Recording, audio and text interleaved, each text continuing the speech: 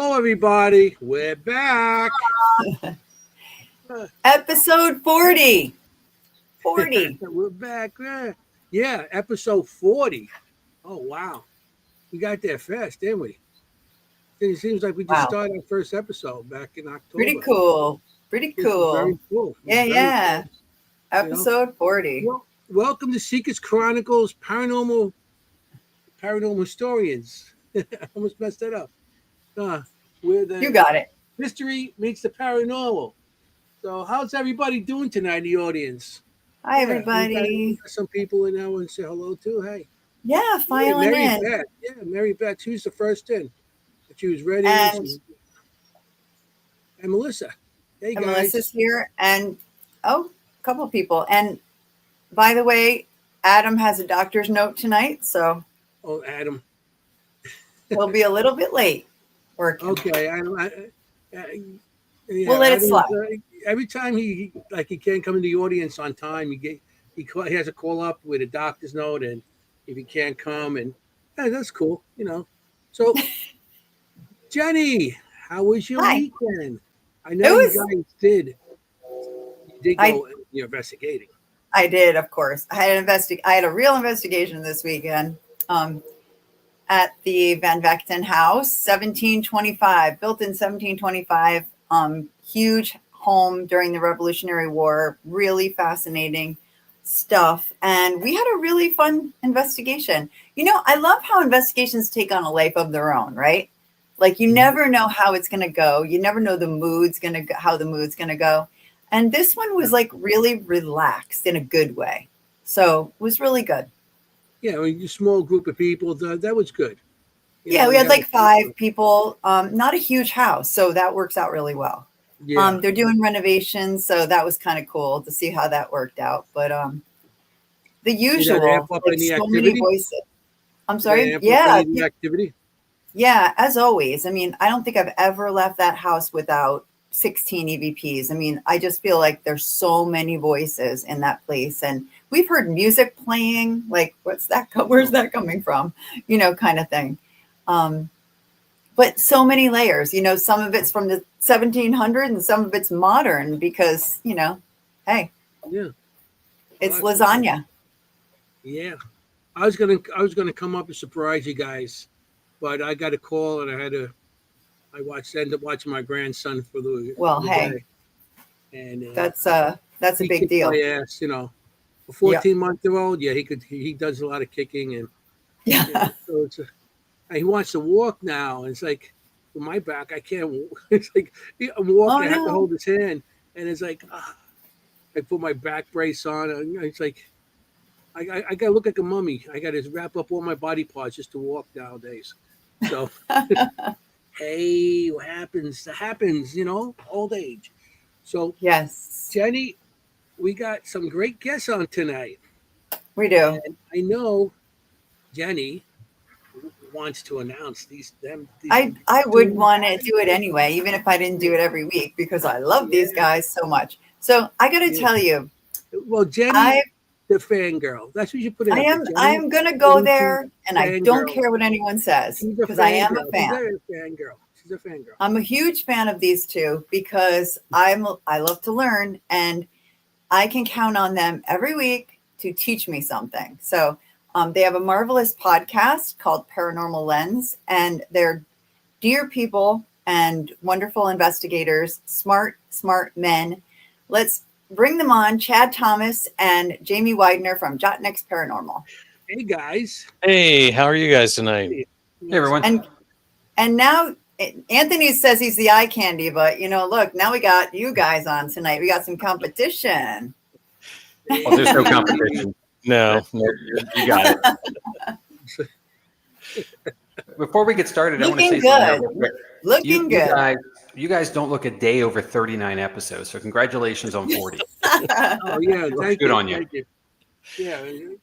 They're hilarious. You guys are here for our happy 40th episode. Mm-hmm. Yeah, that's pretty fun. We're glad to be here. We're honored. They're like, oh, that's nothing. Well, it is something. Every episode is something. Yeah. You know, and we are a little further ahead, not to brag by any means, but you know, We're every a time lot further ahead. I did, you know, zero number, we kind of took a moment to like, how did we get here? You know, Mhm.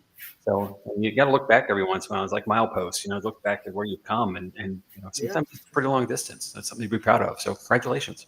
Yeah. Thank you. Yeah.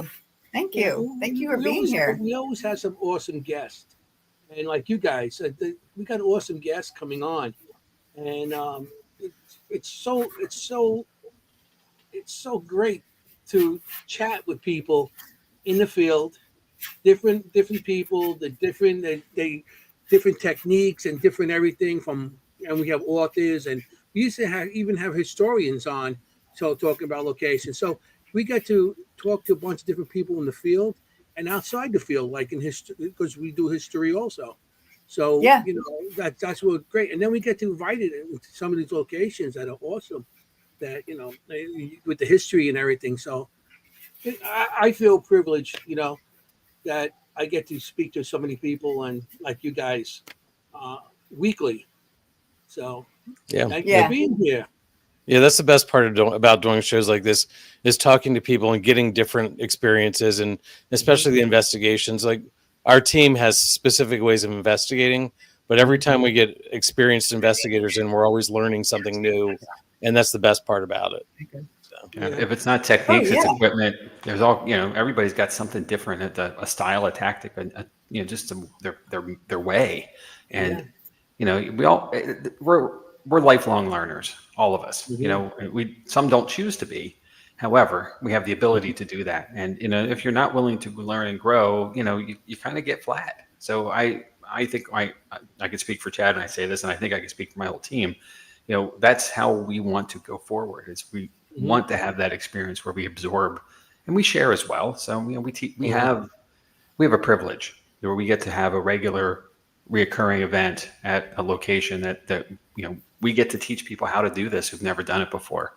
And, you know, I think you've been out with public, you know, with groups you don't know everybody in, and we Mhm. joke about this a lot, but you know, there's always somebody who comes with someone else who didn't know what they were getting into, Oh, right? You know, yeah, and That's for they sure. yes. Yes. they may be a Yes. little stiff and, you know, a little stoic about it, and perhaps are even honest to say I don't believe in this. And by the end of the evening, they're working their way into the group, and they're doing, you know, they're playing the part of it, and the hmm energy picks up because of that. So, you yeah. know, it's so funny, but it happens on the regular. It's always cool to see that couple because you can tell when they walk in It's which always a couple, Oh, yeah. yeah. couple that He's they usually are. the guy in the couple's like, Mm-hmm. Uh-huh. he comes in. You can always see the one, and those are the guys I No, no, always I focus on agree. too.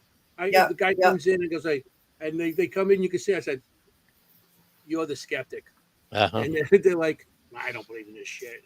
And at the end of the night, they're like, "Yeah, there's something to it, maybe." Yeah. On some guys, They get that look like, they enjoy themselves. So you give them, let them have a good time, even if they believe it or not. Just Yep. have a good time. yes. You know? Yes. Last week we had guests on Jeff Bader, who was Yeah. talking about this.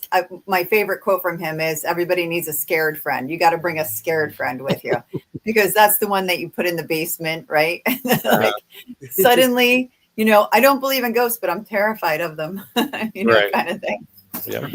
So That takes me yeah. to the adage that you don't have to be the fastest one running from the bear. You just can't be the slowest. Yeah. So Well, that's why everybody likes hanging out with me, because I know the bear's going to catch me right away. I think you'd be like hanging out with them and making friends. So, you know, yeah. That's me. I'm like, I'll go in the basement. Sure. No, that's me. Everyone's like, "Oh, I left my equipment down there. Can you go get it, Jenny?" Sure. And you're running down the steps, aren't you? No. No, I just I think I was born without that fear gene. That's a problem. Anyway, You've gotten this far. so we You're always fine. start. Yeah, no, it's a good thing, right? Yep. We always start with the same question that everybody asks everybody, but we do have viewers who don't know you. So we want to know, how did you get here? Where did you start? Whoever wants to go first. Jamie, you take this one first. I hate when you do this. Boy, that's a great question. You So probably got it down pat by now, the story, right? well, it's a story, sure. So I'll try to be brief. But No, so don't. speaking Come on, of 2 the hours. Bader brothers, So, they're in Columbia, PA. I am from Yeah. Columbia, PA as well. So I grew up literally 3 doors down the street from the Miller Mansion. And, Oh, wow. if you've been there, you've both been there. I know that. So, Yeah. I have, yeah. you look at the front of the building, you look left, there's 4 row homes down the street at the end of the block. Yeah. I was the first house.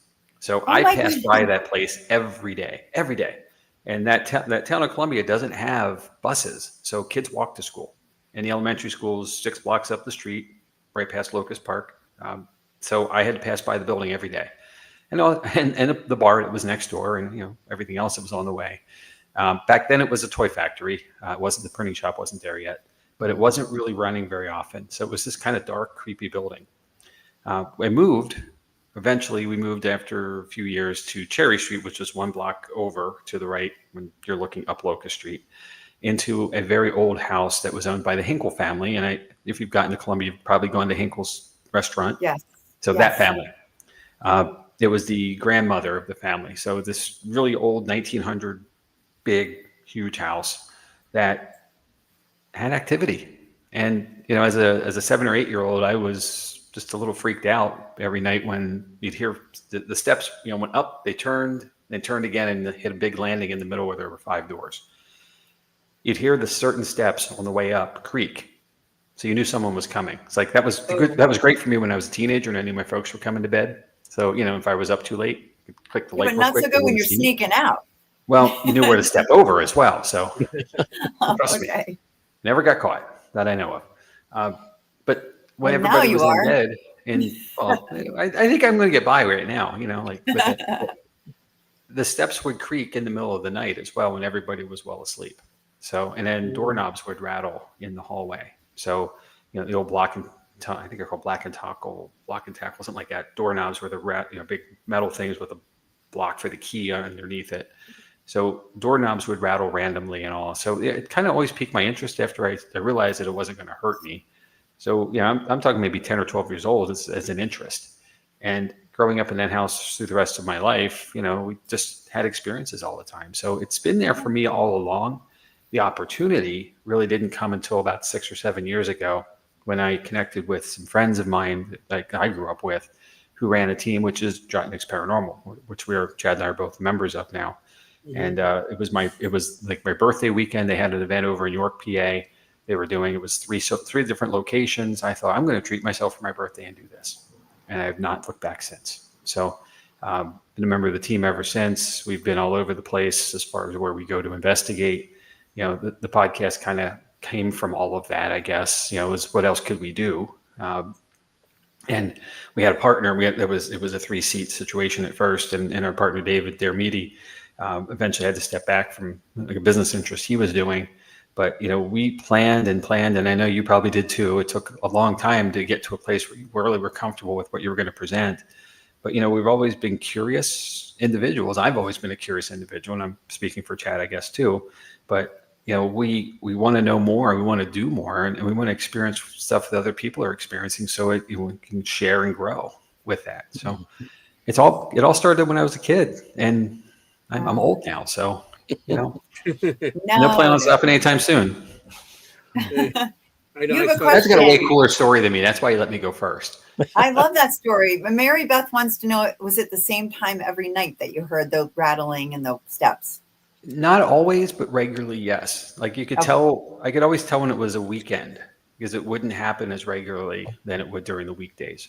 And I was raised by grandparents who worked at dark early in the morning. So they were in bed by 7 or 8 o'clock. So I'm talking, when I say later in the evening, I'm talking like 10 or 11.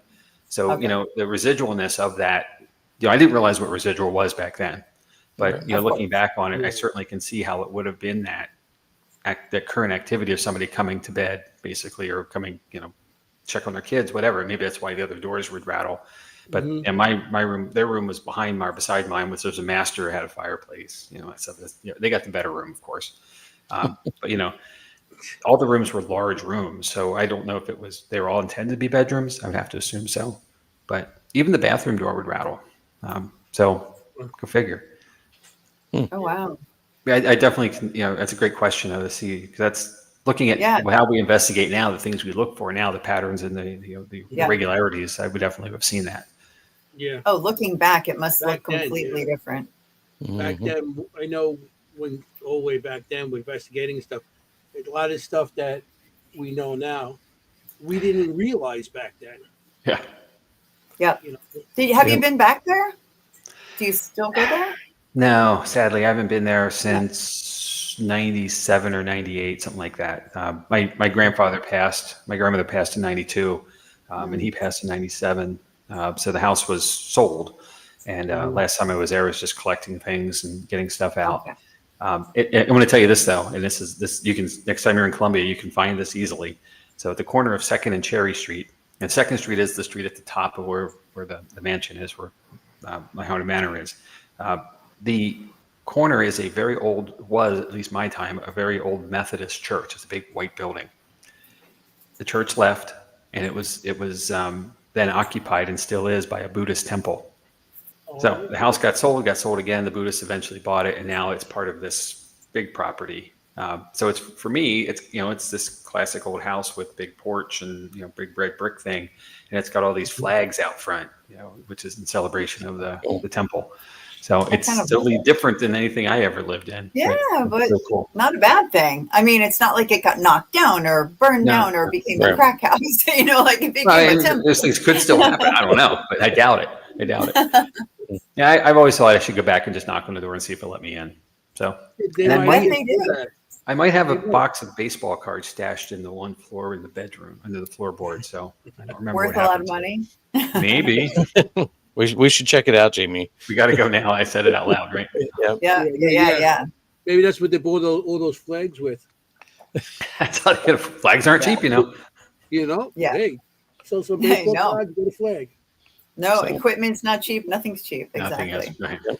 So it's, Okay, Chad Thomas, you're up. So my story is a lot like Jamie's. I grew up south of Gettysburg, about 7 miles south of Gettysburg, in a house that definitely had activity. Actually, just did an episode, 3 or 4 weeks ago now, Jamie, Yeah. on it. So I'm not going to go into all the details. It's all there, but the one thing that I remember growing up is the same sort of activity Jamie had was the steps every night, and ours was the same time every night. It was about 10:20 or 10:40 or 11:20, 11:40, depending on daylight savings time, because the spirit world doesn't operate on daylight savings time. So every night at the same time, Nobody likes we could hear somebody. The steps each step had a sound, and you could hear someone walking up the steps around the upstairs hallway into the room that I shared with my brother, and it freaked me out as a kid. And over time I learned to shut it out. And I think because of that, it took me a long time to figure out how to get back into this. I work in theater. So I worked in a couple of theaters and had several experiences in theaters over the years.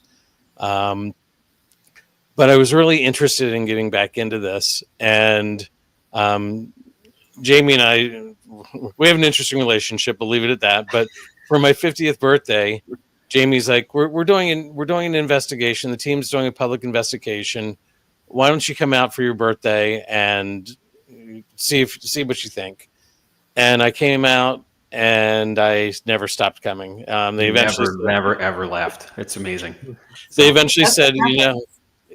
do you want to join the team? You're here all the time. Would you stop buying tickets and just join us? And that's what I did. And it's been a great experience for me. It helped. I'm still learning how to reopen that door.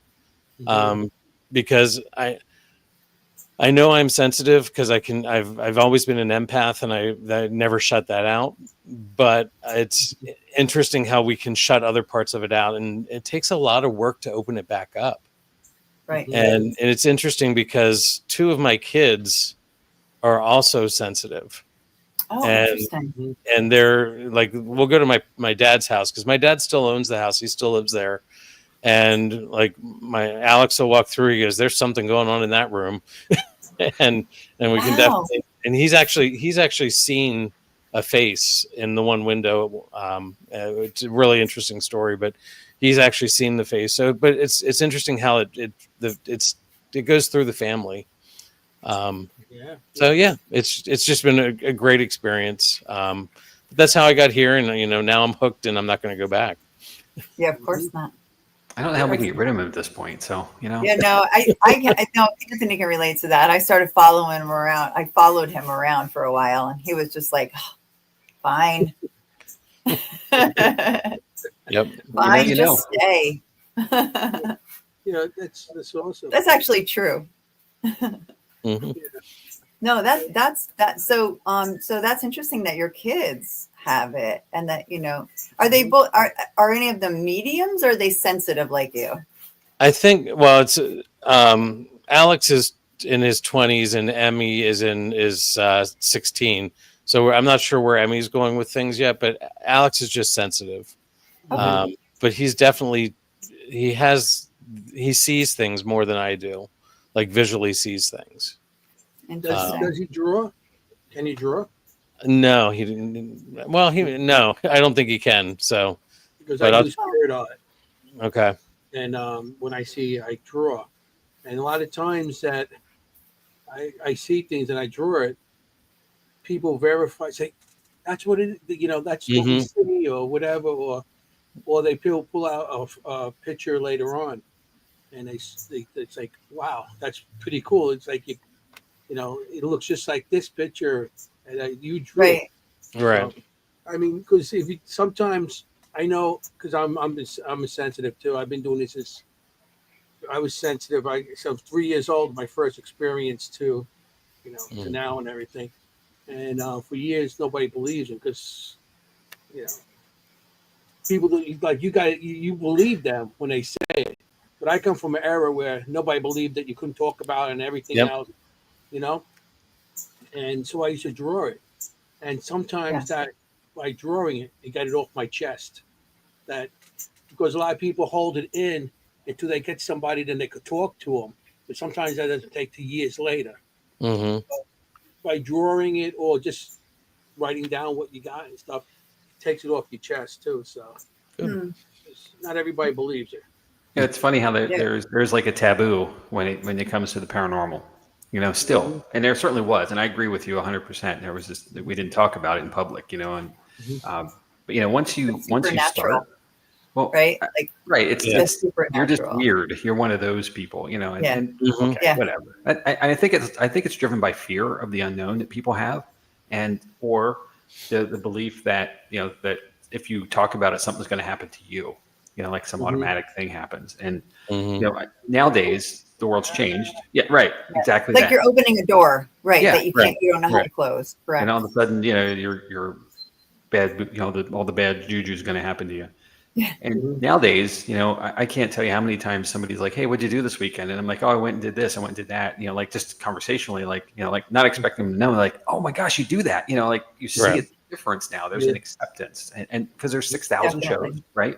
There's 5,000 podcasts and some thousand more of other mediums, ways to connect. Yeah. It's not mainstream yet per se, but we're not in the shows anymore either. So I think that's a really good thing. And the world's changed in such a better way. And it allows people who have had experiences to talk about them more so. And, I'll say this because, I think we stumbled on something recently that I'd like to pursue more. We went out to the Crescent Paracon. The Crescent Sanatorium had a Paracon this year, and the first one they'd done. We had it was intentionally it was originally going to be us as the podcast and Jotniks as the team in a 10x20 booth, so 2 10x10s essentially. Things changed. The team couldn't make it, so we had 10x20 to ourselves. So we got a pop-up that size, and I found some pop-up couches that we could take, and we set up a lounge that in 10 feet of that section where we had a table with the show running, some episodes downloaded so folks could see what we do. But anybody who was willing to come and sit with us, we just asked them about their story. Why were they there? What drew them in? And once you start asking people, tell them it's okay, first of all, to tell us whatever they want, people start talking. And they tell some amazing things. And we met some really cool people. We talked to a 14-year-old girl, who's been having experiences for 7 years, Jamie, probably from the sounds of it. I mean, it went way back. And she talked to us for probably an hour just with stories and us explaining stuff to her and then it making sense. It was a great conversation. And it was funny how many people we had a group that didn't believe, but they would go to all these events, but they don't investigate. They don't because they don't believe. It was just a really interesting group of people. So I had a whole family who liked to go to Paracons, but didn't like to go to investigations. It's like, okay, I'm sure that the event appreciates your patronage for sure. And no, for sure. And I saw pictures of you guys there. I mean, we had a similar experience at the Hollow, which is a small Paracon that we're going to do again this year in Boonton, New Jersey. And we had a young woman come up to us with her mom, and she was like, I never told anyone this. And it was like the floodgates opened. And it was so wonderful because like Anthony, I have to tell you, is like one of the best people for this because I'm not a sensitive. I don't see anything. I'm like the opposite of a sensitive. I think I have a lot of empathy. Like you're an empath. I wouldn't say that about myself. I do like to put myself in the shoes of people. Like I'll stand at the window and say, what was it like to live here? What was it like to have to worry about losing my children? What was it like to be sick? That kind of thing. But I have no degree of sensitivities. But when she started talking to Anthony, and I mean, just the floodgates open. So similar age too, like 16, 15, kind of thing. So, I mean, you do a great service by listening to people like that. I feel like. Especially children, especially kids. I do. I think you did a great thing that day. Cryptic and Paranormal, Paracon, and in Jersey, and I've been showing my spirit art. That's what I've been doing a lot of my stuff. I had all my spirit art and displays and stuff. And I had a girl come up to me. She must have been about 8, 9 years old. She comes up to me with the dad. She starts telling me about, how she sees things and stuff like that.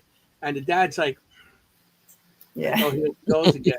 And she just let it go. And she's telling me about how things in her room and the closet door opens and stuff like that.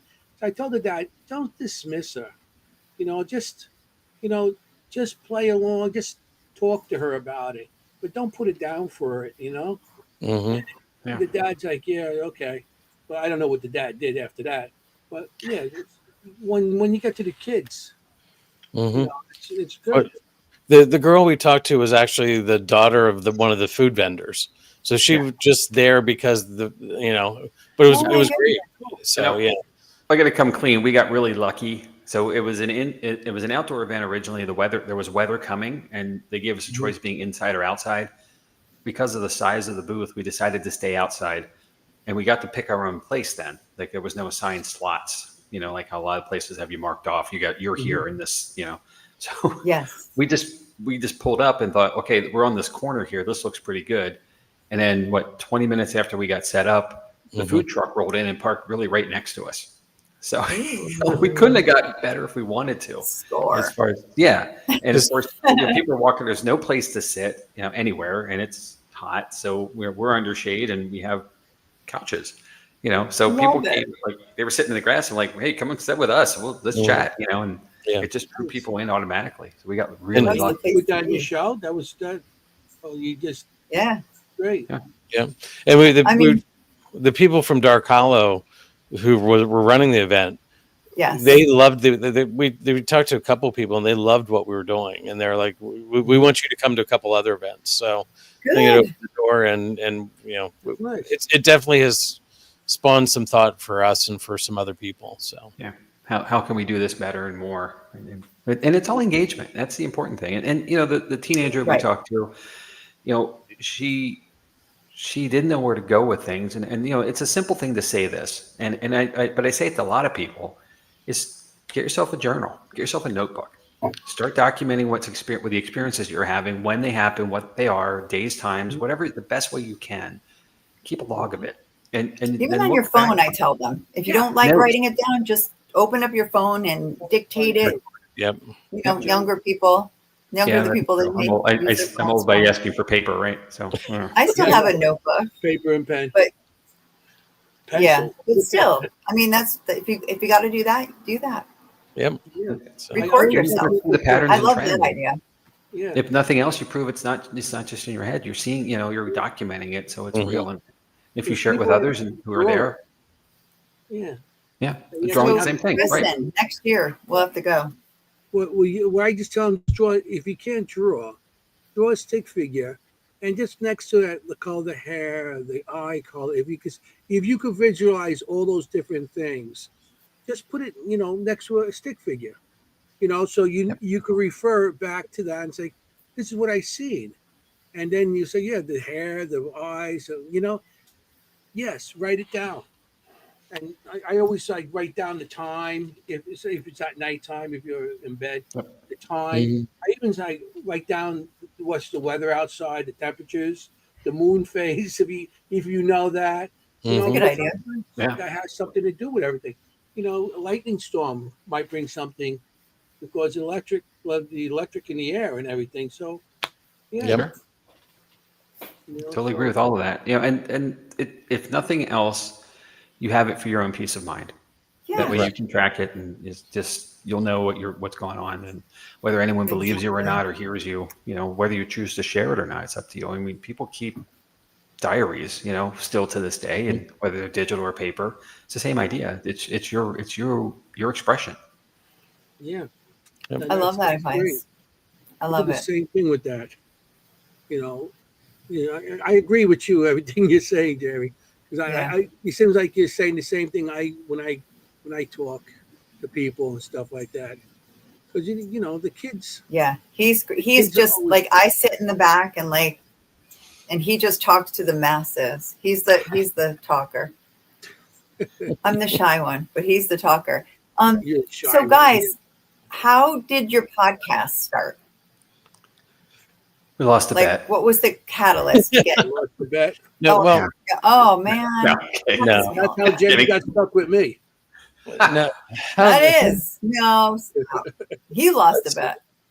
It's one of those things that even before I got to join the team, they were talking about we need to do a podcast. We need to do a podcast, and it was like nobody was really motivated to do it. And we had tried something before Paranormal Lens. There was a short run of what was called Coffee Talk with Jotniks, and it was just we brought the team members in, and we had a panel, and we were just talking about investigations, and it didn't take off. I don't know, just team membership changed, and three of us, Jamie, David, and I, sort of decided it was something we really wanted to do. We had talked to Daryl Marstrom, Yep. and he gave us some ideas, and I think that was sort of the catalyst, right, Jamie? That investigation. Yeah, he And- was Yeah, at the brewery for an that's great. event, and we cornered him afterwards while he was in the corner, like He's literally in the corner. perfect to talk to you about that because I mean we had him on last week. It's so funny Yeah. that we're all talking about this. He that's that was his thing. Mhm. That's how he became well known was his podcast, which I enjoyed. So great person to ask. Yeah, Yeah, Great And he- podcaster too. and his, we his advice was really this: it was don't suck. So we tried not to ever since. yeah. I love his advice. No, he gives really good advice. He's like, just say it, get it all out there. Mhm. Like don't hold back. Just say what you want to say. Yep. And do what you want to do. And I think that's great advice. Anyway. Yeah. So we so started can you- meeting. We started meeting in January, and by April we had enough of an idea, and well, we had an idea, and Let's be clear, we met at the brewery as well. So yeah. some of these meetings are a little I gray. love it. But David, David was the first one up, and I remember he did Ogopogo, and he hit it out of the park, and it's like, oh great, now we got to step up to that. Right. And ever since then, so he set the bar pretty high for us, and we've been trying to reach that, and it was natural. The three of us worked together well, and one subject matter expert, and the other two were talking about what they learned, and it was great, and that's how we that's how we got started. Yeah. Right. And You need a it was- good system like that. You need a good formula. That's the word I'm looking for. Yeah. You need the formula. Like with us, we do have a third as well, who's on a little hiatus because she's a veterinarian doing horse racing right now. But Kimm is our third in our podcast, and she's a location medium, and it works. It just works. You know, like we're totally different people, but when you get the formula down, it works. Yep. So I hear that. I really do. I feel that. How did you come up with the name? a lot of spaghetti on the wall. Yeah. Okay. A lot of different ideas, just what could it be? I don't recall who actually came up with the title, but it was conversation after, like, okay, what about this? And we'd let it sit for a while, like give it a day or two, let it stick with you, see if you like it or not. And then yes, no, maybe. And then, it kind of got pared down from a longer list to a short list. And then we just landed there. Right. And we were really surprised that it wasn't out there. Like we looked and nobody had used it. And I'm like, well, that's fitting then. We'll go with that. And you're like, bingo. Yeah. So it's called Paranormal Lens for those of you who haven't heard of it, who don't watch it every week like me. Oh, yes. Paranormal Lens on Tuesday nights. Yep. That's the only problem. I know, but that's okay because you can watch it anytime, which I do. Yep. So how did you come up with the format for it? Like being very educational? Are you teachers, any of you? no. Because you really come across like that in a good way. That's a compliment. Yeah. Well, thank you. You're very good teachers. Yeah, appreciate that.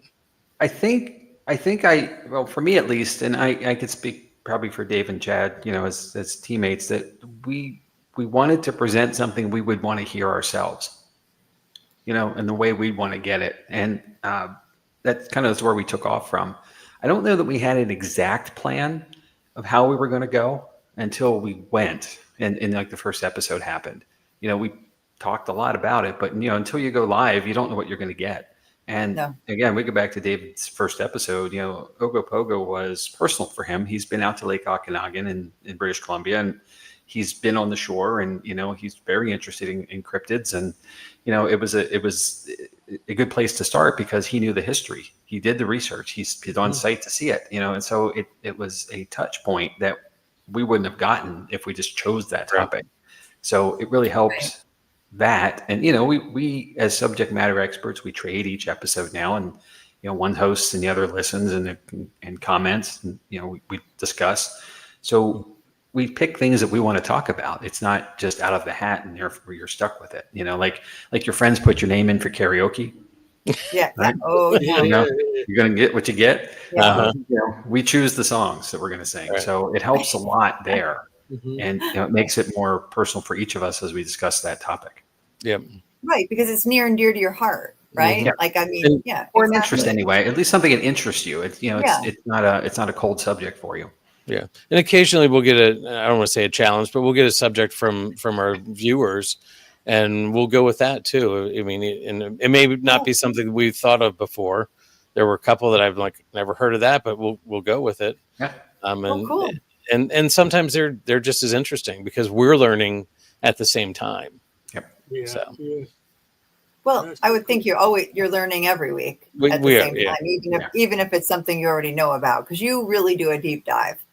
Well, thank you. It's again, it's how would you want to hear it in our from us? How would you want to be presented? Have it presented to you? And I think that's just we kind of click on that. And David's again set the bar pretty high. We've been reaching for that bar ever since that first episode. But that's the way it just kind of worked out. Mm-hmm. Now the first couple episodes we recorded and then aired later. And then when we took that step and went live, it was like, what are we doing?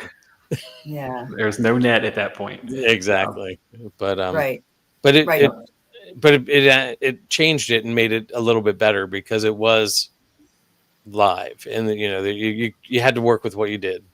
So and it's interactive. Mm-hmm. And you got people like me in the audience going, and what about this? And how about this? And annoying people like me asking 80 questions.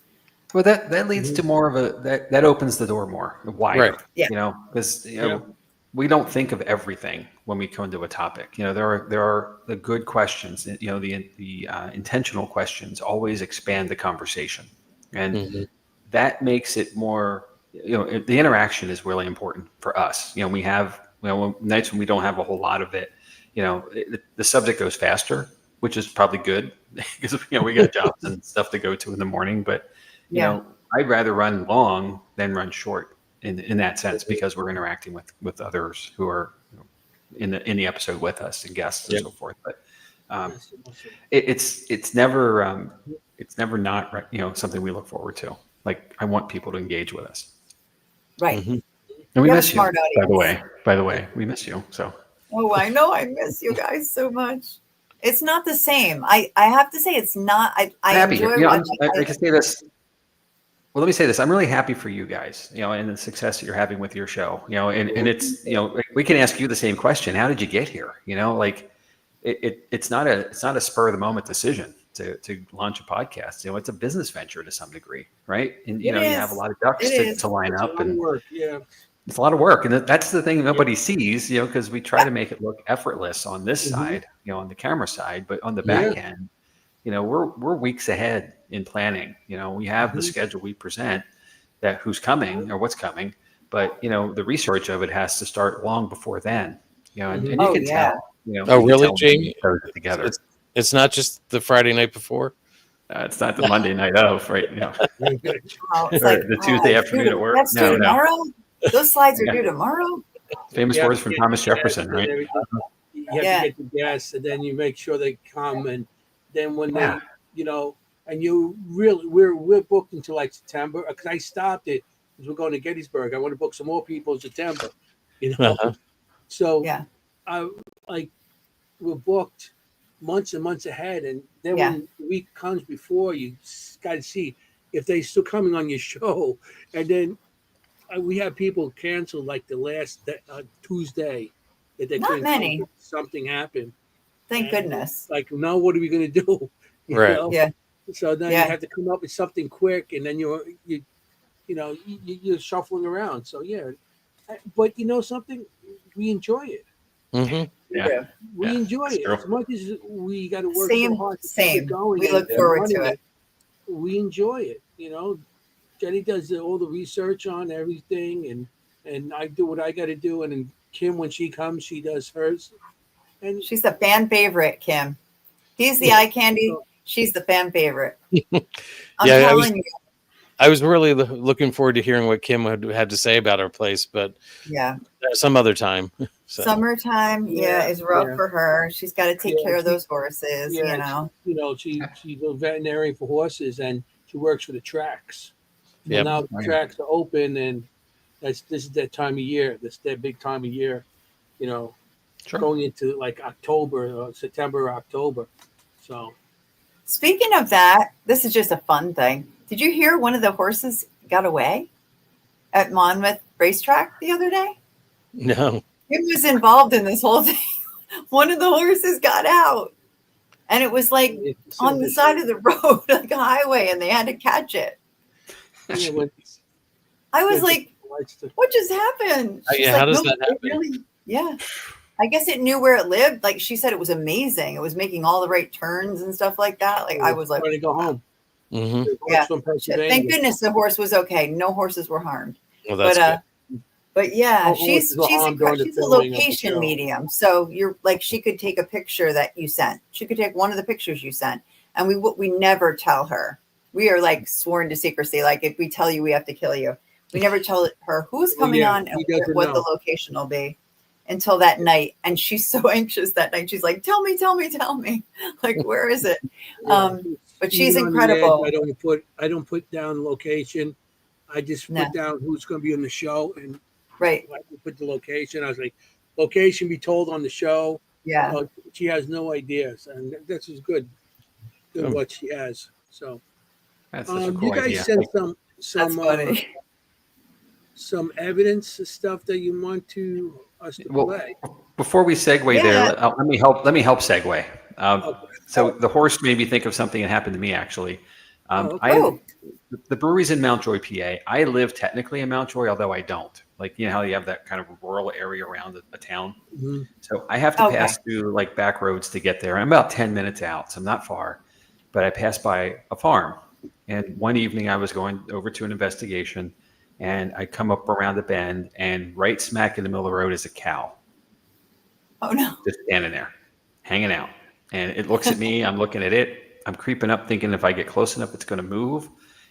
Not moving. So No I'm like, way. going like, move.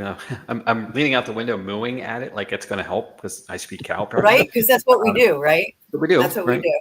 Mhm. Chad's laughing. Like he's got the mental picture. Yeah, Chad's yeah. got the mental It's really picture of sad. Jamie moving I'm at not the going to hit cow. this cow or anything, but I'm like, dude, you got to get out. It's not safe. Get out of the way. And then cars coming the other way. The guy's driving off on the side of the road, in the grass to get around it. So I'm like, well, I guess that's my way. So I did this, and I pulled down to the my farmhouse, and there's a big party going on. And I say to the guy, like the first person I meet, hey, do you know he's like, are you here for the cow? I'm not here for it. I'm here. And it's a wedding party, and this is the person at the wedding. He's like, look, we know. Like I'm bothering him now. I'm like, okay, I'm sorry. The farm hands are coming down. I thought you were him. Like somebody's coming from the farm. You were the farmer. I look like a farmer apparently, which is cool. Right, whatever. But Evidently, Farmer Jamie. I Oh my got in gosh, the car what and a kept good going. story. I love it. But I heading guess, to Booby's Brewery, Pennsylvania. it's They what have we some do. rural areas. Yep. I have Amish neighbors. Really, Yep. I'm not Amish. I swear. Even though this is what we look like, all the Amish folks. You look I like tell an people Amish when farmer. you travel, yes, people ask where you're from. I say I'm from Amish country. Oh, are you Amish? And like, oh, what? Yeah. But No, but I speak cow. I speak cow. I speak fluent cow. Fluent. I'm taking notes for our next show. Oh, you definitely are. The subject: You definitely are. horse, cows, and horses. I know you guys have locations that we're going to talk about, but I just have one more quick question, if that's okay, Anthony, about their podcast. Just a quick one. What's your favorite so far? Do you have a favorite episode? Jennie. I know, but I do. You're not going to get gas for the next ones. I have a couple. I have like 2 or 3, but can you name like some of your favorites? Sure. Well, we did an episode on this, so it's sort of easy to remember. Yeah, it is. I think one of my favorites is the one I did on my dad's house. Yes. Yeah. I think that's no probably spoilers. Yeah, I love that one too because it's so personal. Mm-hmm.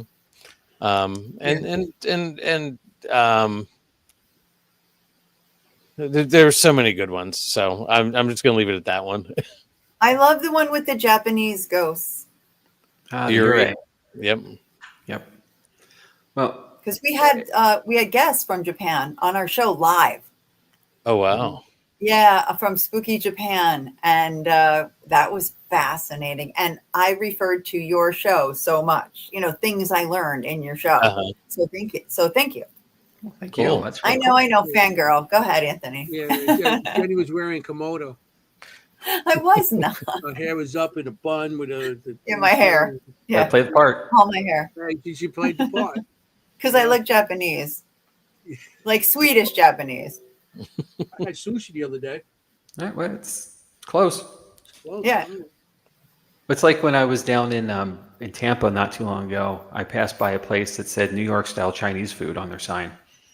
So interesting. Okay. Okay. You get sushi everywhere. So Chinese food's everywhere. You can get in the gas station if you want too. Oh, Jamie's got a fan. Oh no. Well, there's a bit of a story on this. So real quick, I had the pleasure this weekend of going with Heather and Bert, her husband, and Kaya, their daughter, along with, I believe you guys know Todd and Carmela Cocotalo, Dos Coco. We all went to Wilson Castle this weekend. Yes. And it's the first time I've gotten to hang out with Kaya for a while because I've not seen her in a couple years. But she is a place too. Well, it is. Beautiful. So stories to tell. But fantastic kid, sensitive as well, and really good investigative skills. She's going to be in the field for a long time, and she's really funny too. So I had a wonderful time with everybody. If anybody gets a chance to go up there, Rutland, Vermont is the nearest town with amenities, and they have a Saturday morning farmers market, fantastic. I recommend it. The Friday night we were there was a town fair or festival of some kind, and there was like music and entertainment and all kinds of vendors and stuff. We just really stumbled into something cool. And then anybody who goes to Vermont in the summer knows maple soft serve ice cream is the thing. So I gained like 17 pounds from the gallon or two that I ate.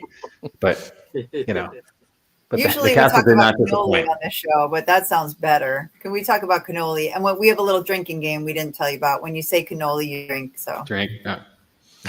Cheers. But in this case, maple ice cream is cannoli with a side of maple ice cream might be all right. Oh my God. And Wilson Castle is stunning. You had a nice time? Yeah. Oh, fantastic day. Stunning. Evening. Looking out over that lawn, I could just, be the lady of the house. I could sit on that veranda forever and literally just enjoy every second of it. Yep. Beautiful Two things happened there that I've never had happen before. One is I was asked to leave a room. And in years and years and years of investigating, it's never happened. It's happened to others I've been around, but it's never happened to me. We were asked to leave. I was asked to leave the ballroom. So I went over to the tower and sat by myself for a while and did my own thing. And at the end of the night, we were asked to leave. We were told we could leave by call and response to some activity. And we had 2 dead bells and a REM pod, a yes bell, a no bell, and then the REM pod was maybe for response. And clear as day, do you want us to go back, leave and go back to our hotels? The yes bell rang almost immediately. So some fantastic stuff, much other thing. I haven't had time to even look at evidence yet. I got back late Sunday night, here we are Tuesday. It's far. It's going to take some time this week, but I've seen some other clips of stuff, and I know, from others who were with us between the Cocos and the Lynches. So the dead bell, the famous dead bell, the Cocos. Yeah. And there was a bat. So I love it. Todd's aversion to bats continued from Tala to here. So. I got smacked with a bat. Oh, yeah. Did you hear about the Tala bat? We'll talk about Tala. I got it caught in my hoodie. Right. I got caught inside the hood and scratched the back of my neck. It was awful. Oh, yeah. Well, the poor bat, too. Like, you think about it. Like, it didn't try to get there. I know. That's what I said. Thank you for saying that. I was like, the poor thing. It was so scared. Mm-hmm. Well, I saw the video of him being dive bombed about 15 minutes prior to this incident, which he got buzzed again, and the language is not appropriate. Oh, that bat. Okay, it's Tala. I know what you're talking about now. Oh my God! The screaming at Tala was what I saw. Then this bat made up for it. One of the funniest moments ever of them getting dive bombed by bats, and they had nowhere to go, and they didn't know what to do, and. Of course, your instinct is to shine the flashlight, but that's the wrong thing to do. Yeah. It was just a comedy of errors, but anyway. Yeah. Sky puppies. I love it. Anyway, we digress. We digress. We came here to talk about some locations. Sorry, Anthony. I'm just here to listen. I know. I could listen to them all night. Last night on their show they played that video with the bats. Yeah, you've seen it then. Good. I was there. I was sitting in the kitchen with Carmela, and we both looked at each other. Like, my thought was, is he hurt, or is there harm happening? And then she looked at me, and then we realized it was the bat, and we both went, yeah. It'll be okay. But Wilson Castle has a lot of bats. I got smacked in the shoulder by one. Kimm always says she's the lucky one on the show because she's has a vaccine for rabies. So she's like, haha. Yeah. I'm sorry I missed that trip. So, there's going to be another time. All right. Yeah, there's always other times. Yep. That's a repeat. Definitely a repeater for me. So, and actually, I have a question for you. So, when you guys go out, you're in the field, right? As much as anybody. When you go to places, do you rate, like, to yourself at least, would I come back or not? There are places I've been that I don't think I need to go back. And there are places that I want to go back or do go back to on a regular basis, as much as my time and finances allow, because nothing's free, unfortunately. And it shouldn't be, by that matter. But, I always wonder, where's your place? Where's the place you want to go? You haven't been, or where's the place you want to go because you love it there? God knows I know what Anthony's is. Go for it, Anthony. What's your place? I like a lot of places, but the Shanley Hotel. Okay. He could live there. I mean, yeah. He could go every weekend, and he could live there. Yeah. See, That's my White Hill mansion. Yeah. Yeah. I could go there every weekend and investigate. Chad, that's a good as answer as any. And I agree with that. But yeah, I have mine too, but that's a good one. I mean, I would definitely go to White Hill every weekend if I could. Yeah. I mean, Good one. places to go to. I mean, a Tower was one couple. of my favorites. Mm-hmm. The White Hill's my favorite to stay and go all the time. But Tower, when I went there, that's like one of the more that night I had more activity I had going on there. I mean, I got stuff on video and audio. I got a bunch of different stuff going on. I would say Tala would be like one of my places I would like to go back to again and Mm-hmm. again. Let's talk about that because you guys just went just before us, right? Yeah, we're Did back you in go April. just before? Yeah. Tala, And yep. we went May. Yeah, I can't Mhm. remember.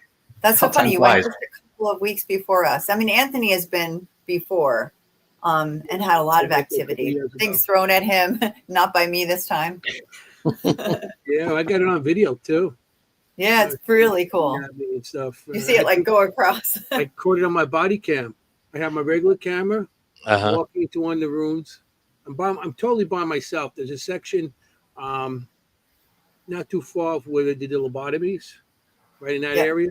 Mm-hmm. Just walk into a room and I got hit in the chest or something.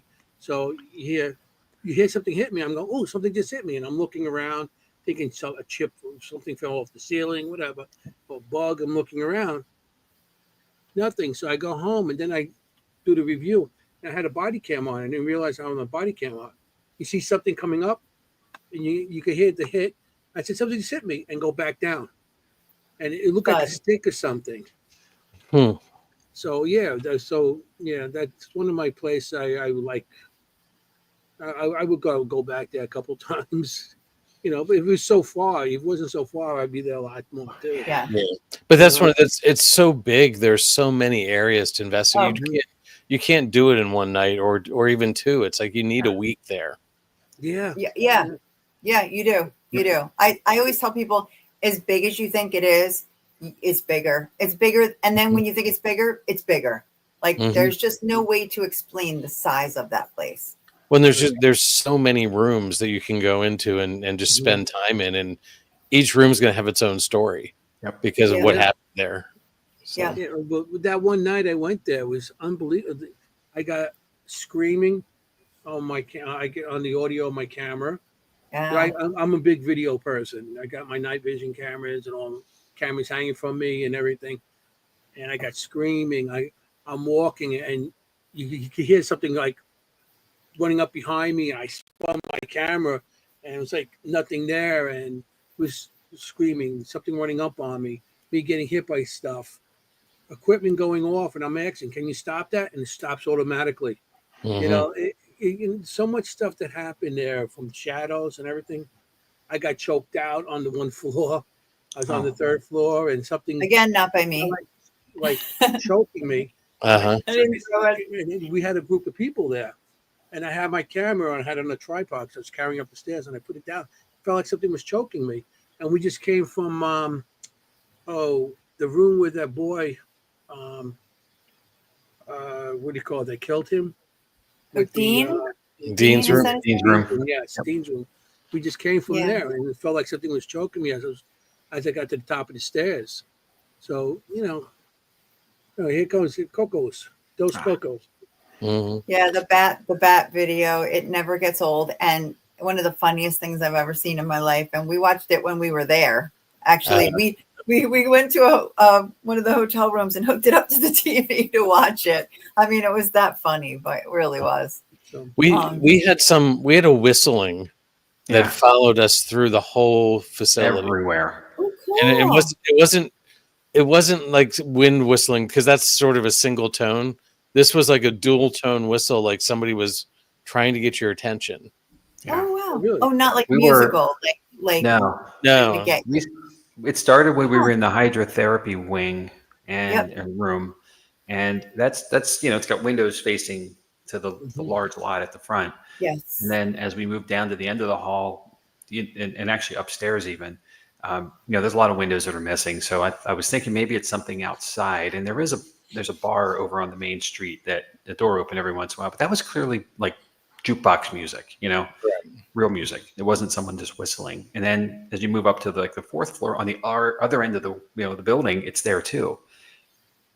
Mm-hmm. And it was just like somebody going, just simple, like just somebody saying, hey, and it literally followed us around in the Civil War wing. We heard it down there. Yep. It's just, I can't explain it. And it's on every audio evidence we have all the way through the building. So Oh, it is. For 7 Okay. So hours. you heard it out loud, but you also recorded it.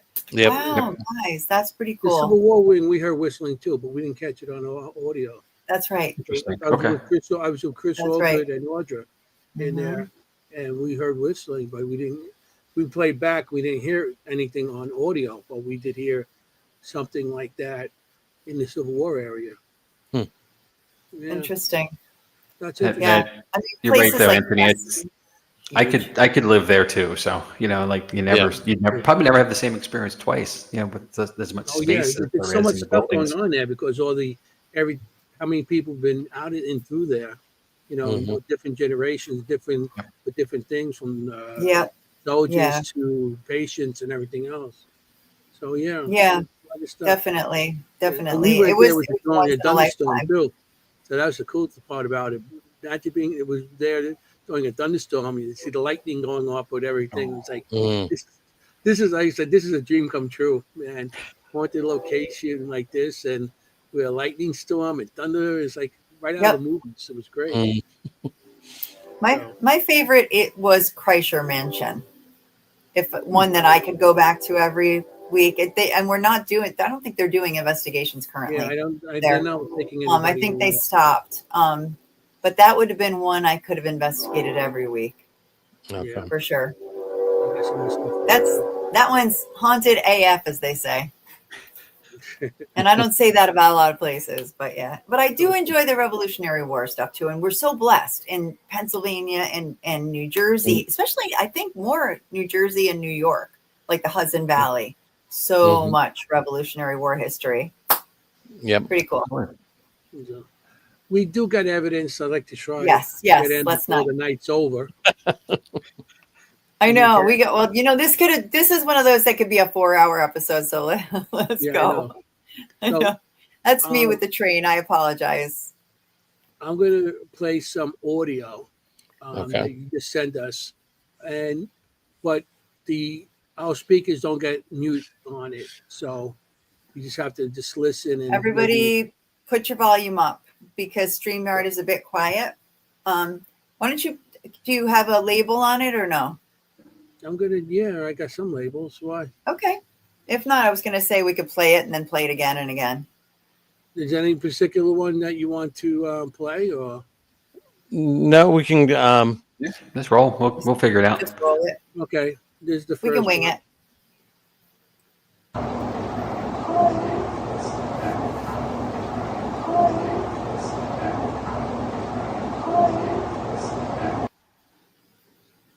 Okay, that one actually there's another one labeled Ani. Yeah. Can you play that one, Anthony? Annie? Yep. And I'm going to Yep. mute my. Okay, here we go. You knock on the wall or set off the music box.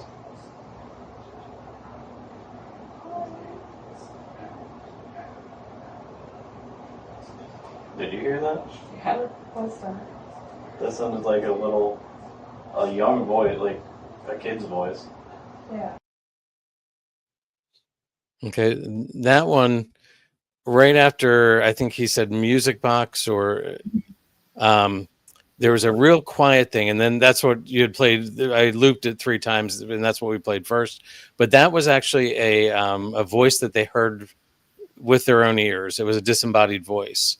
I love those. Oh, okay. So this is the first one, Annie, and then the other one you It's looped looped. it. Yep. I'm going to play that one again then. Yeah, please. So here we're going to play the loop 1 second.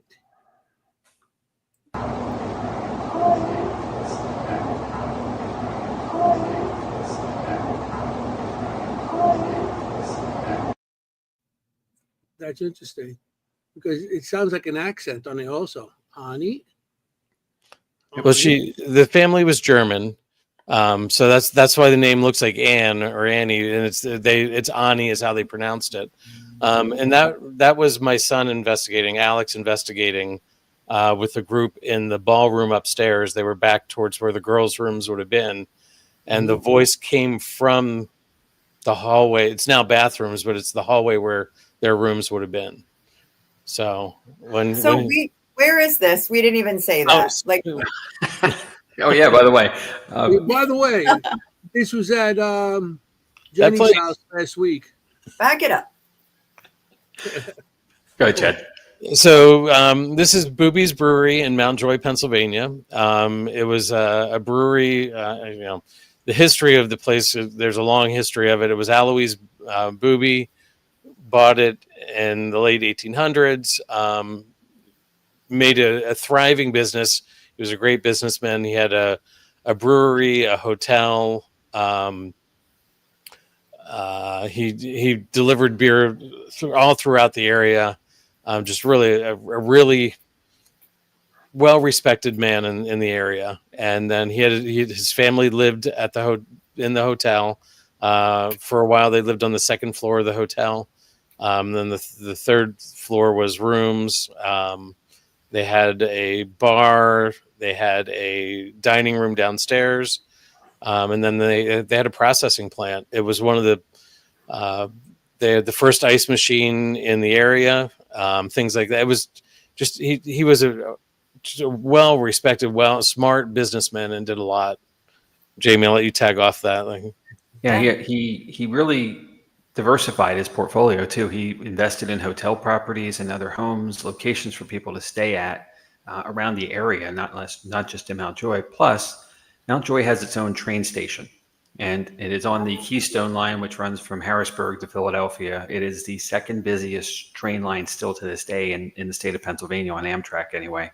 And he figured out that he could take his beer on a cart over to the train station, load it up, and take it to Lancaster or Harrisburg and sell it elsewhere. So he expanded his capacity, and then also people would know about the place and get off the train there, come and, get a break and come to the establishment, which is like a block and a half. It's very easily walkable to get to him and in the establishment. So that expanded the business opportunities just exponentially. So, somebody who was a little bit ahead of his time probably. And, he made a product that people wanted. He had a German lager, which, that was the flavor of our area.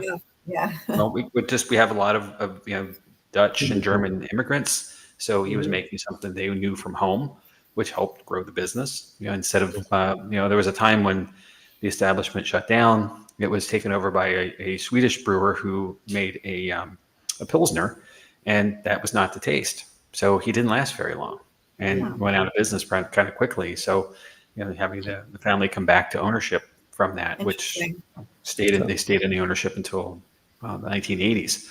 Then the guy who owns it now, his name's Sam Allen, he bought it at a very young age and has tried very hard to keep a lot of the originality of the place and the uniqueness of the establishment in play while still expanding it into more things as well. And the labor of love for Sam, and one of the nicest people I ever meet too. Just the guy that deserves credit for what he's done to keep the place open and afloat. Don't you love it? Don't you survive love it when people COVID, step in and save places?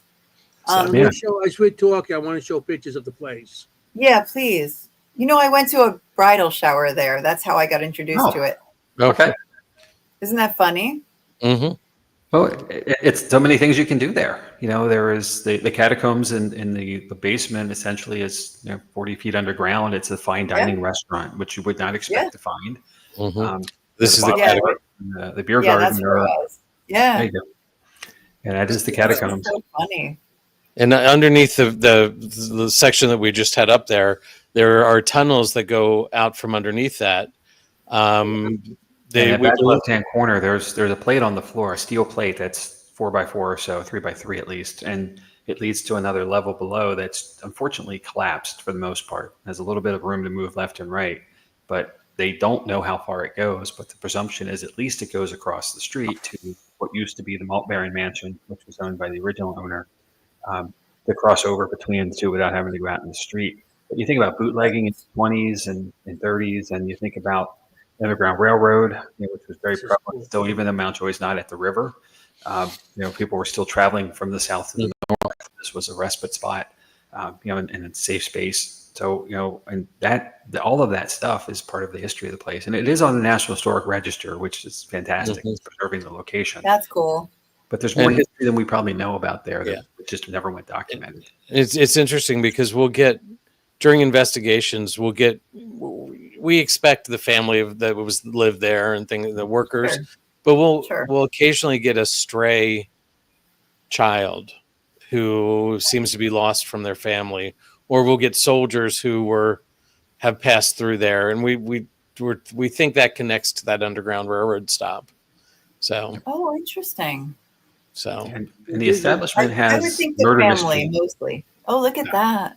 They are. This is very cool. I mean, it's a gorgeous place. It's so unique too. I mean, it really is different. So this place, you have to have a mustache to drink in. It's the Mustache Club, right? Mustache, you have to have that mustache. It covers Yeah, your you mouth. can't get in without it. Sorry. Well, that bar is still there, and that is one of the spaces we get to investigate in, and it is Eloise Booby's Pride and Joy. That is his establishment, and that is, I'll get a little deep here, but that is a gentleman's bar from the era. You think about the late 1800s, early 1900s, women were not allowed, and at times can be a trigger for activity. And Sure, kind of like White Hill. Yep, and the same thing. The basement at White Hill, same thing. The fun fact of this is, Anthony, if you'll go back to that picture, if you notice the chair rail where the gentleman's leaning on, it is brass, and you know why bars had brass foot rails? Brass No. No. Okay. Why? If you were to look behind the gentleman on the left at the floor, there is a 2-inch hole in the floor, which is a drain. Because when men came into this bar, or most bars in the era, they obviously had liquids. Liquids have to vacate at some point. No. Oh. Absolutely. And brass does not corrode. So there you are. That was your that what spot. those You gave it up, you wouldn't get it back. Spittoons. I guess And not. spittoons are a different thing, different direction. Yeah, I guess. And somebody's job was to eventually come along with a slop bucket and just kind of make sure it all got down the drain. But the drain's still there. Man. It's still directly behind where that gentleman's standing on the left. And it's still the original foot rail. And the original bar, that's still there. Yep. I'm not sure about a fun fact. That's a little gross fact. Oh, it's just got to go. Or like, ew. That's the best part. If we could do it at the bars nowadays, you don't have to leave your spot, because you know how hard it is to get a drink sometimes. Yeah, that's the point. If you left the spot, you wouldn't get it back. Yeah, So No, that's not the consensus. Gross is all the women watching are like, ew, gross, yuck. Yeah, because they don't have one for you. Hey, you guys are jealous. Yeah. Well, But let me expand this a little bit more, though. So here's the affluence issue. Oh, please. The well-to-doness of this family and this business allowed for them to install, to the left of that gentleman on the left, there's a door that you can't see. There's a door going out of the bar on the left, and then further over hard left is a door into the bathroom. And they had the first indoor plumbing in Mount Joy because of their affluence. Oh. So, and actually there's 2 doors into that bathroom. Yes. One of them is directly from this bar into the bathroom, which is the men's room. And then there's a second door that goes out to the dining room hallway. Okay.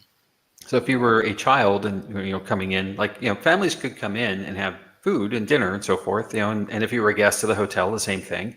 You had to, and there were not, Wawas to go to, right? I almost said sheets because that's out our way, but whatever your preference is. I don't have Wawas or sheets. Wait, what is it? Yeah, either. Okay, well, I'm a Wawa guy, so That guy's 7-Eleven, say. All right, you can't go to the 7-Eleven, or the convenience store or whatever. There was no McDonald's down the street.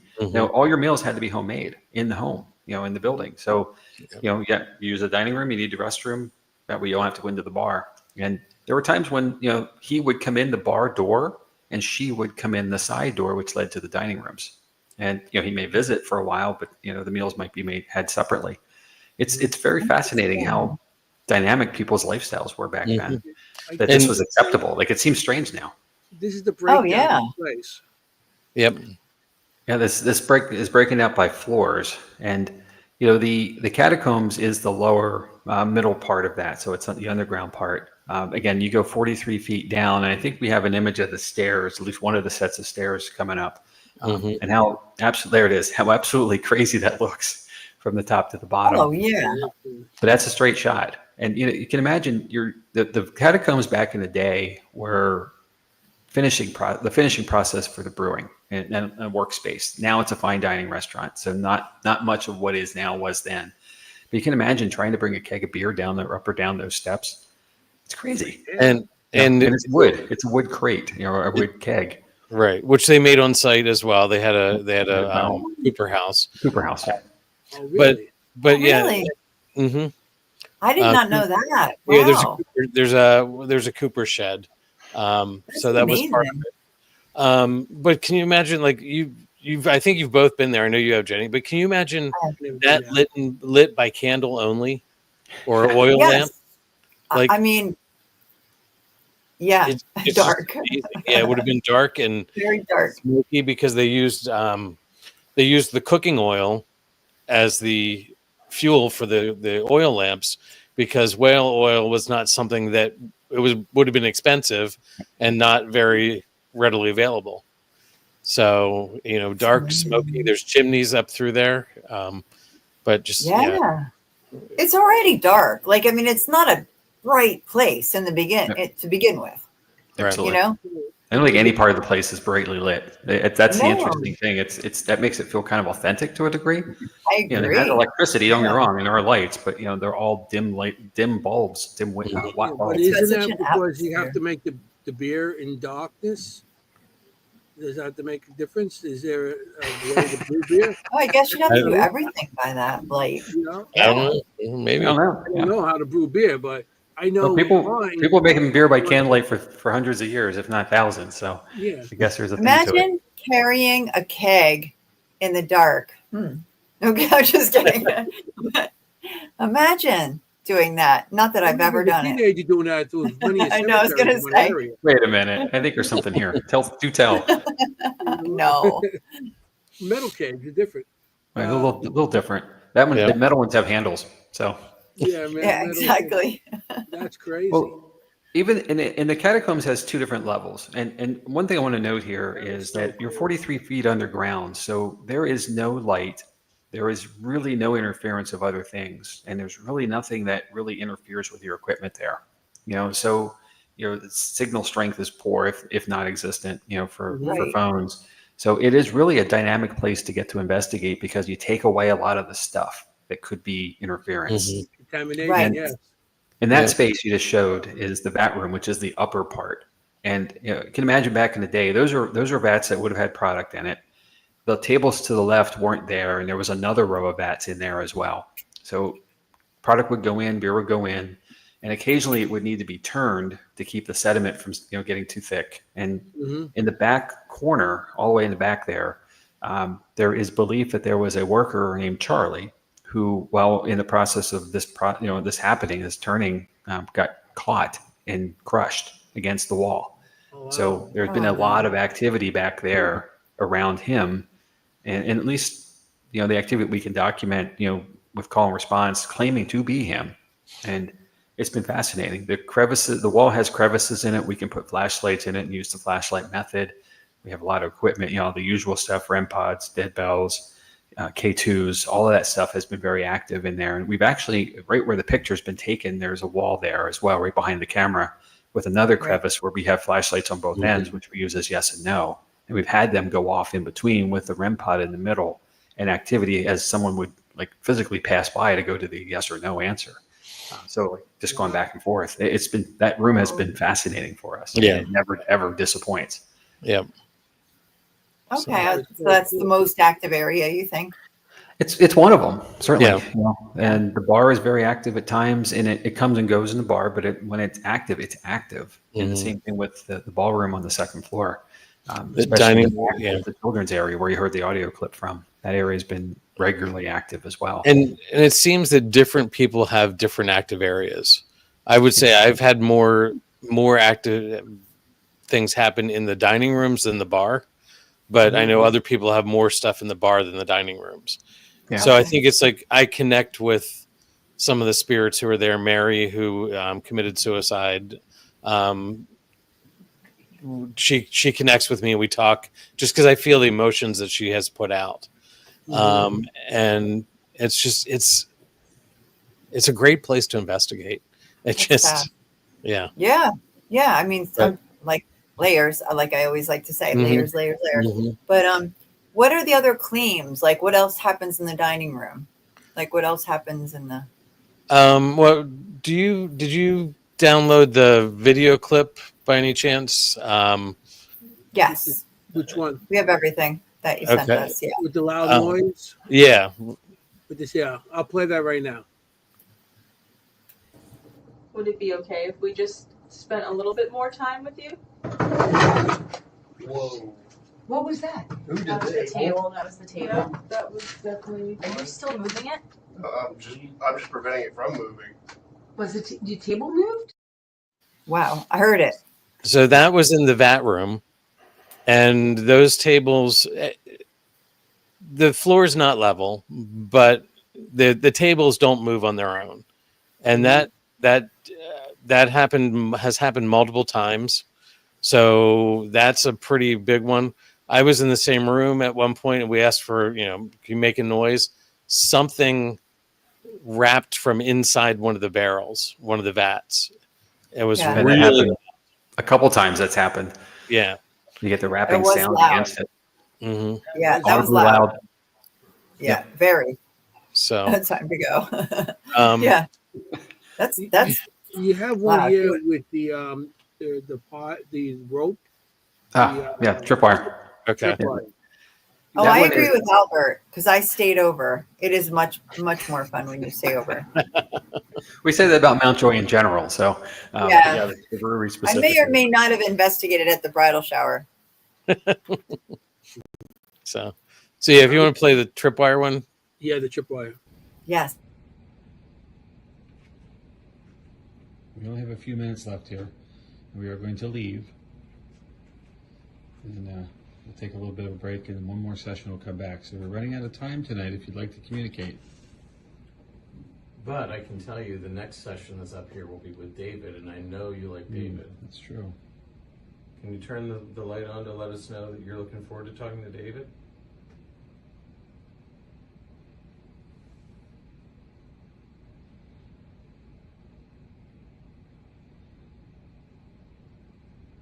That one down here.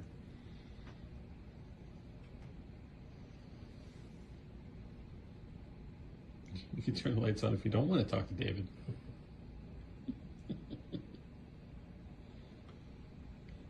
Oh, I can't wait to show him this. I love it. I love the stuff you say. Like when we play it back, I'm like, oh.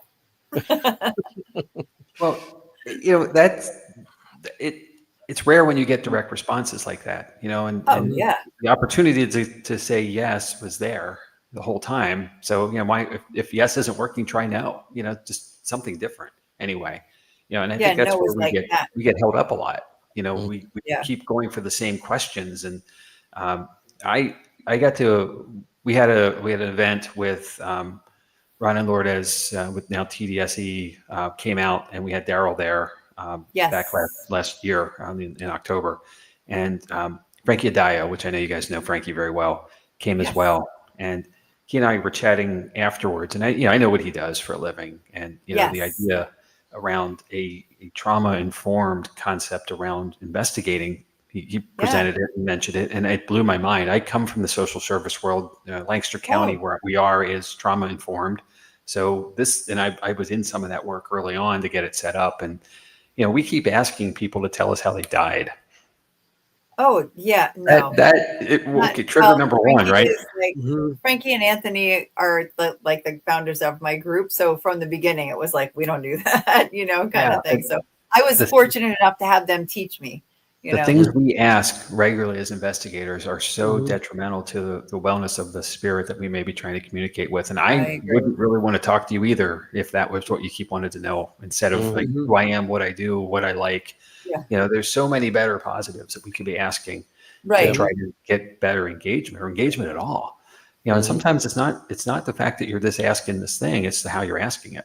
So, you know, that the approach there was, okay, we want to yes. Well, how about a no? Let's try something different. Let's change the path. That's so good. And here That's we go. so good. One of my favorite things to ask. Do you guys have favorite things to ask? I like to ask who was important to you? You know, what was important to you in your life? You know, who was important to you in your life? And I've gotten, you know, people say their wife's name, that kind of thing. And that's really touching. And I'm sure that's nice, you know, to say, let me tell you who was important to me, you know? Well, it's like we were saying earlier about going out to Crescent. You know, we just asked people to tell us their stories, and they did. So if you give someone an opportunity to talk about themselves, they will. You just have to present the idea that they can, or give them permission, if you will, whatever it is, however you want to say that. That's all it really takes.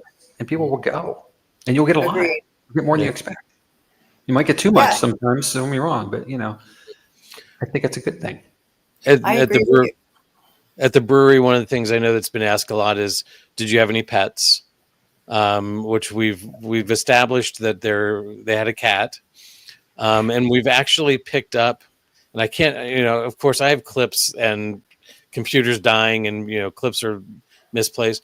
I have a clip somewhere that has a cat meow on it. Oh, we love ghost animals on this show with Kimm being a veterinarian. And she's just like, we love it. So we've heard Anthony's dog on TDSC, Cookie, barking. So yeah. The other question that was asked at one point was, do you have a favorite song? Because the family played instruments, they sang, there was all that sort of stuff. And we have a clip of what sounds like someone singing Jesus Loves Me. That song. So that's a pretty cool clip too. That's a good question, Adam. What's your favorite holiday? That gives you also more answers, because then you know they're a Catholic, some sort, or you know, Christian. You know, so you can start asking questions about religion, the Bible, stuff like that. So that opens up stuff. That's pretty cool. And during like the Christmas season, I've gone in and played German Christmas carols, because the family would have spoken German in the house, your family, in their household. So that's another thing, and we've gotten some reactions to that. So we've had a few German speakers as guests as well, nice. And that usually, and especially when they're women, that brings out activity as well. And I think one of the funniest things, and I'm going to say this to be funny, bear with me, but once the same group that had this one German speaker, it was a bridal shower. It might have been your group, I don't know. Maybe. But I speak Dutch. That is my first language, Dutch, and Dutch. This is my first language. And that's our area. That's heavily, you know, in and around. Yeah, so have me over. But once they realized her name was Ani, they asked her if she wanted to build a snowman because of Frozen, and then they started Frozen, which was actually brought out some activity. That's awesome. The name means Anna. But you know, that's awesome. They went and they might have had a few beverages. Who knows? I won't sing it, but that's really good. But you know, it brought something forward. We had activity thereafter. You know, and that's so cool. The German speakers do tend to get activity as well. So that makes sense, because that's the language of the house. For sure. I go to it's called Mizzier Homestead in the Hudson Valley in Wappingers Falls, and they were Dutch, the original owners, and I'll go in that back area and ask questions. And recently I said, "Where are you right now?" And in Dutch, perfect Dutch, it said, "I'm going up the stairs." Like full sentence, perfect Dutch. I got the EVP. Wow. It was like, you know, really good. And actually, it's funny. I've asked questions in Dutch and we've gotten answers back in English that were correct answers, you know, like actually intelligent answers. So they understood me, but they answered in English. I find the language thing fascinating. I really do. Agreed. Yeah. It's more, you still have like 3 more. Yeah, we gotta themes. go on. Sorry, Okay. I go off on tangents. Yeah. I mean, I want to get these. So do I. They're the best. We could turn on that rip wire. You want to play that one? Or Turn on the trip, sure. Oh, yeah, I love this one. okay, it was a triple. Okay, I'm gonna mute. it's like all one word, and then they break it up because it doesn't fit in order. I'm trying to make out what it says. So let's set that as the baseline. Can you turn on the tripwire for me? For yes, thank you. And then can you turn on the flashlight for no? So that one was right after the word tripwire. Mm-hmm. There was a real quick. It was quiet, but it was there. Okay, we'll do it again then. Here we go. Anybody just raise your speakers. So let's set that as the baseline. Can you turn on the tripwire for me? For yes, thank you. And then can you turn on the flashlight for no? It said no, didn't it? Yep. Yeah. Yeah, I hear the no. Yeah. It sounds like a kid. No. Yeah, it does sound young. Right, like A couple of those sound very young. Yeah. So. See this? I agree with this.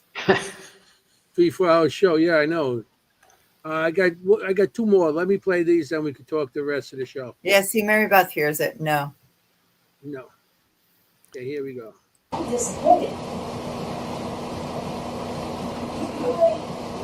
Have you ever talked to Uncle Henry? What?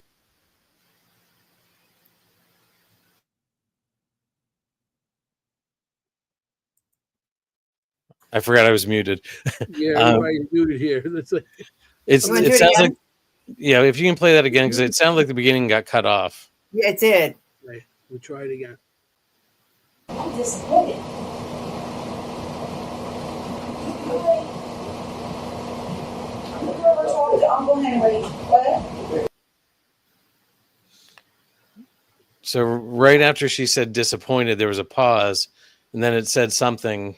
What did you hear, Jenny? I'm disappointed. I'm going to hear it again. And then right after that disappointed, I'm Yeah. disappointed. Yeah. One more time. I hear like a little voice again. Like it's a little, like a little voice. Have you ever talked to Uncle Henry? What? Right after that, I heard wait. Yeah, it's got like a. I sweet thought little voice. it was why, in response to the I'm Why? disappointed. Oh, that makes what I guess sense. too. Play one more time. I'm disappointed.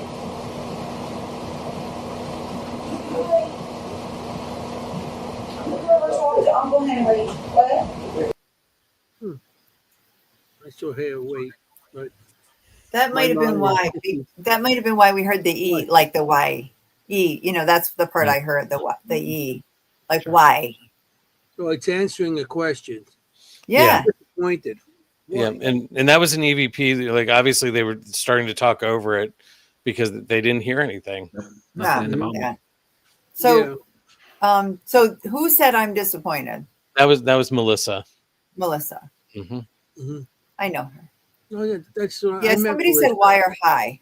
Yep. Okay. Years ago, So they're Melissa. hearing the E. Yeah, the wire high. Because I can hear the E part. Well, I It's met a little Melissa voice. at the, We have a lot of like Ultimate. little voices there, Hmm. like kids or women, or Mhm. I Sweet met little Melissa voice. at the Helderman Mansion years ago. They were doing an event, and that's when I think, Boobies, when you guys were first taking over, because she was telling me about that. Oh, Melissa. Yeah. She's Yeah, telling me about that. That's really a door opening and a closing and a door opening behind it kind of moment for us. Yeah. As the Haldeman used to be our residence location as well, and Mm-hmm. the board of directors there decided to stop the paranormal program completely and just focus on Mm-hmm. events, Mhm. weddings and so forth. Huh. And we had a conversation already with Boobies, who we went in the quick aside here, but it's relative. We went there.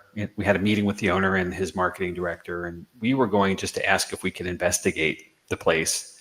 And they actually offered us the residence there because they had heard of Nothing us like and it. liked the way we investigated the style and so forth. So it really was a serendipitous moment of opportunity closing and opening. And we really had a conversation around whether we could do both locations and how that would look for us as a team to be able to have an event at both places on the same night with, dividing us up, and what we would need and then, hold them and close down. And I still to this day miss that location. It was such a unique spot. I did Yeah. that The history of it, three the times. activity in it. We did an episode on it. I led that one, and I think it was one of our longest ones because I just couldn't stop. And we had Jerry and Melissa on as well as guests that night. But it is a near place for all of us on the team who were with us. And sorry, Chad, wasn't your birthday yet, so you weren't there. No, I do think these things are serendipitous. Like this location I was at this weekend, he is dead set that I'm the only one who can come and bring people in. Like he said, people write to me all the time, they call me all the time, and I say no. And all I did was just go in, be friendly, be professional, ask politely if I could help him uncover some more history there. I asked, what do you want to know about this place? What can I help you find out about this place? And, from then on, he said, you know what, you can bring any group you want in here. It's all for you. So, and I feel like what an honor. I'm so honored. Yep. Right? So it's nice. It's a responsibility. It's such a privilege, to be in these buildings at all, first of all. Yep. I always feel grateful and honored. So how many times do you think you pass a place like in a week? Why don't you guys come next time to this place? Just say so. Sure. You're invited. Everybody heard it. Think about this for a second, though. And anybody out there, anybody anywhere, how many times do you, in a week or a month even, do you pass by a place and you think, I'd like to investigate that, or I wonder if I could ever get there? I do it all the time. Are you kidding me, Anthony? All over right? the place.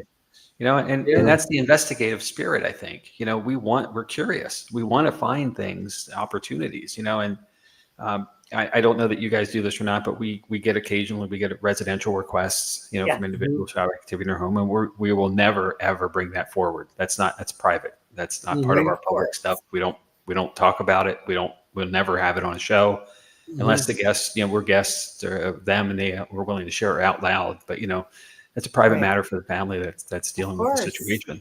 But that privilege is never lost on us, that someone is willing to trust us to come and help them and at least try to figure it out. And we don't have all the answers. I don't think anyone ever does.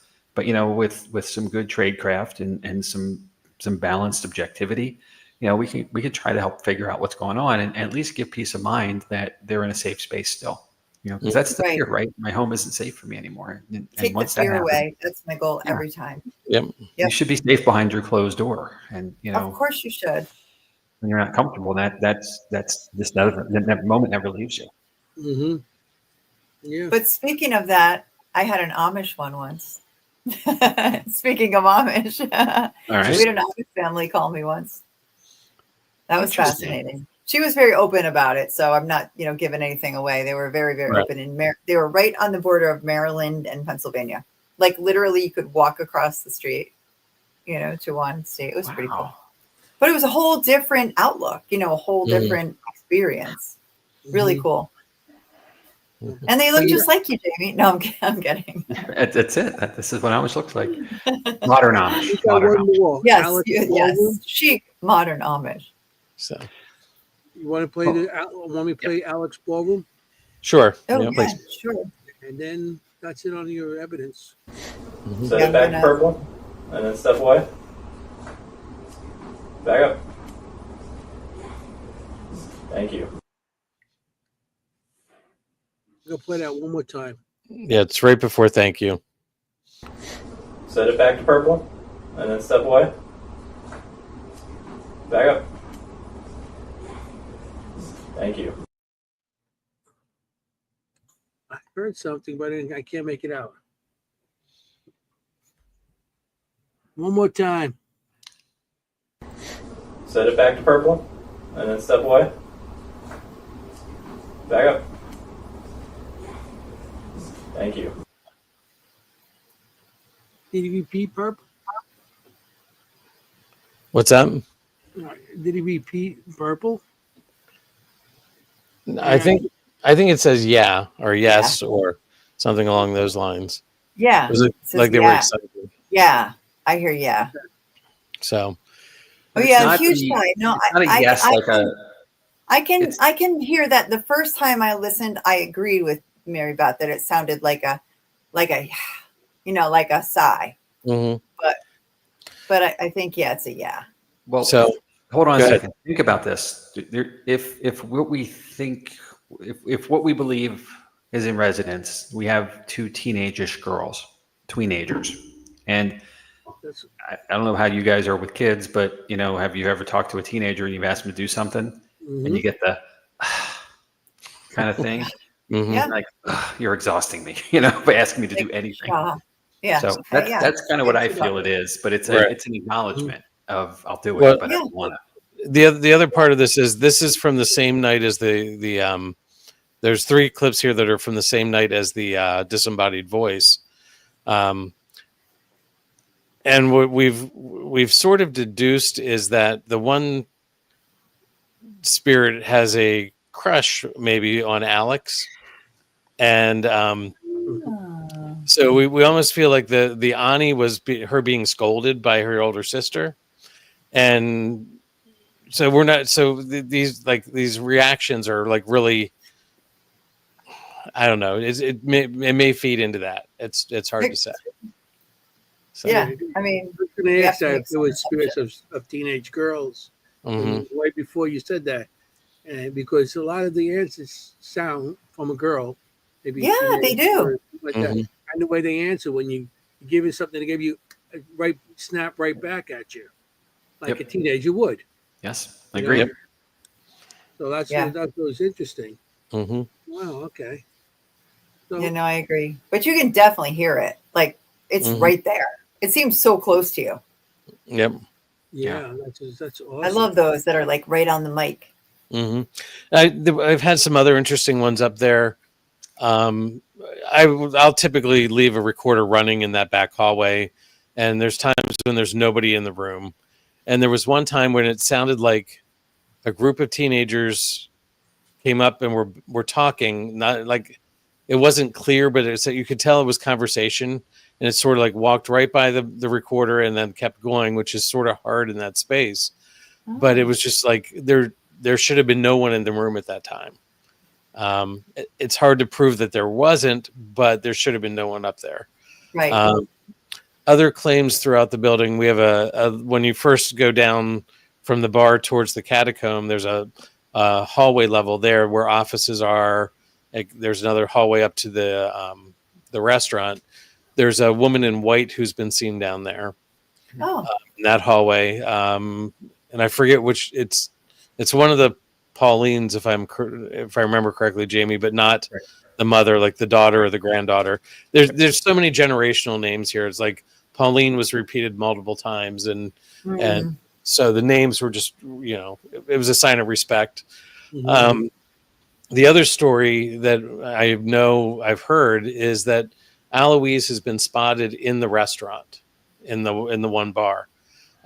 People said this guy walked through and was talking to him, and they went downstairs and saw the picture, and they're like, "Who's that?"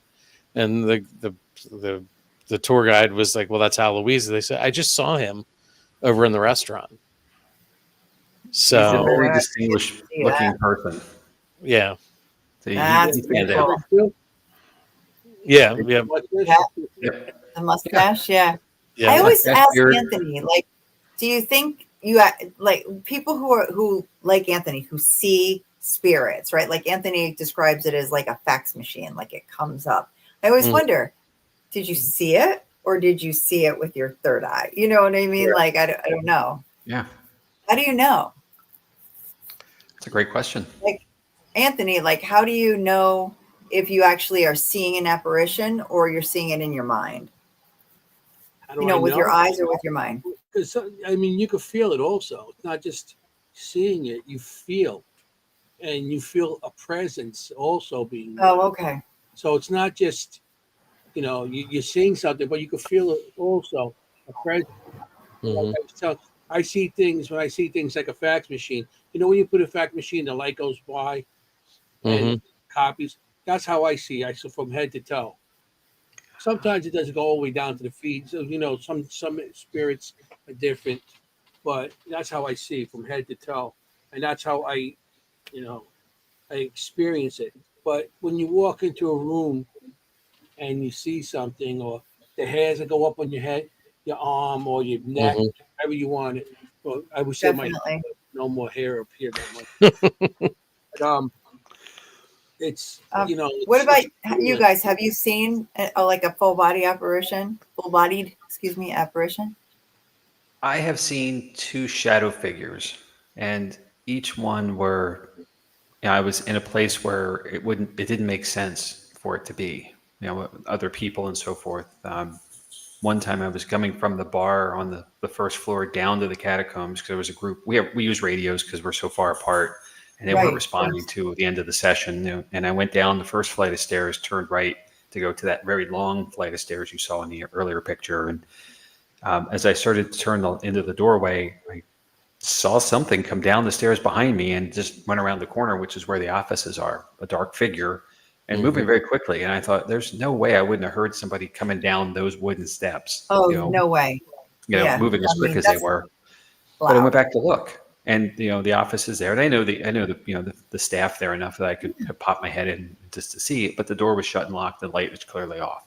So no, and there's nowhere else to go. There's an exit door with a panic bar to go out to the street level, and there's one more door, but it's secured at all times because that's like the liquor storage for the bar. Which is a really fun room to go in. You know what I'm saying?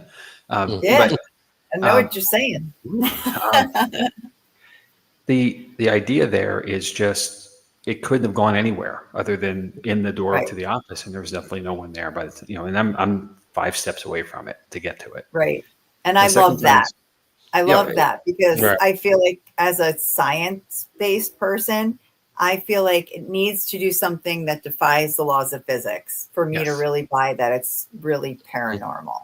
Right? Like, yes, because you can, even if you see somebody dressed up in period clothing, that doesn't necessarily mean, hey, somebody could be dressed up in period clothing. But Right. when they do walk through a wall, go somewhere that you can't get through, that to me is my definition of Mhm. paranormal, an apparition.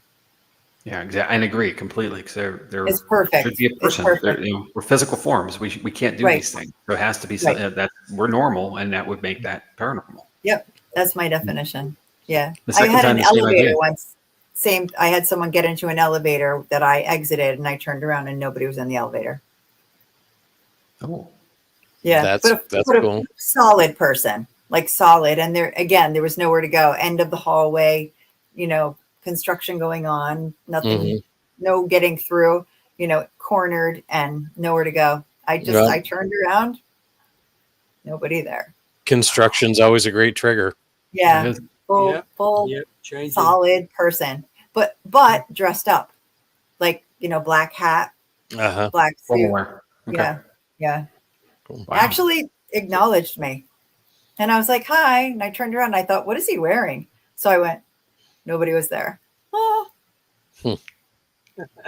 One of That's those funny. where you keep going and then you sit down, and then you go, holy shit. Like, what just happened? That's cool. Right? Takes So you a minute. yeah, I've never seen to this day I haven't seen an apparition yet, but someday it's when I'm meant to see it, I will see it. That's how I feel. Absolutely. And Once you and start probably when seeing you're it, not you gotta looking let for it it, put right? it down too. Because once Yeah. it starts, it doesn't The stop. It's Alamo. more and more and more until sometimes. I mean, I had to learn to shut everything down because Mhm. I was getting overwhelmed. I mean, right after 9/11 happened, I'm in the city, so I went down on October 31st. We went there. I went there with some friends that were pagans, and they wanted to do a ritual for the pagans that on for Halloween. So I went down there, and I'm Catholic, so I went along. So I was curious, and they go, "Come on, be a friend." and I got outside of the train, and it felt. I mean, right there as we're going up, it sounded like a million people screaming at me at once. I got to like before I got to the wall because everything was still happening, going on there. Right. And It I got was to the still wall. smoking I at got that all point. nervous. We're still smoking, yeah. I Yeah, got to it the wall was. where everybody had pictures of lost ones and everything there, and Yeah. I felt so sick, and I just couldn't. I got dizzy and everything because everything was coming at me at once. So I get into they start doing their ritual. They drink something and they pour. They're doing that thing with they have sticks and everything. I'm like, oh, this is cool, But Sticks. I'm getting all this stuff coming at me. Then they take salt and they poured it around us. As soon as that salt touched, everything went off. It was like a Wow. switch. I didn't hear. I mean, I heard people, but I didn't hear no more anything coming through, like no That's voice. fascinating. I didn't see nothing too, because I seen a couple stuff as I was walking there too, and it was crazy. I was shut down for like 6 months after that. Yeah. I didn't see nothing or hear nothing, and then it Interesting. opened up again. But at that time, I learned to shut down. I learned how to shut it down because you got to learn to shut it off.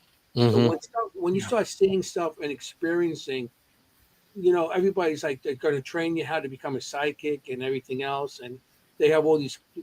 Do they actually show you how to shut down? For Right. sure. Shut down. Right. You need that shutdown because that will get you sick. Right. Well, and the Training. same with being Yeah. empathic and Yeah. feeling emotions.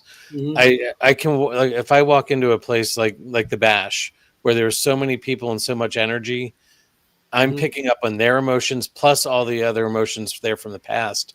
Yeah. It is overwhelming sometimes, and Mhm. it's like you have to figure out. And it took me a long time to learn how to turn that off.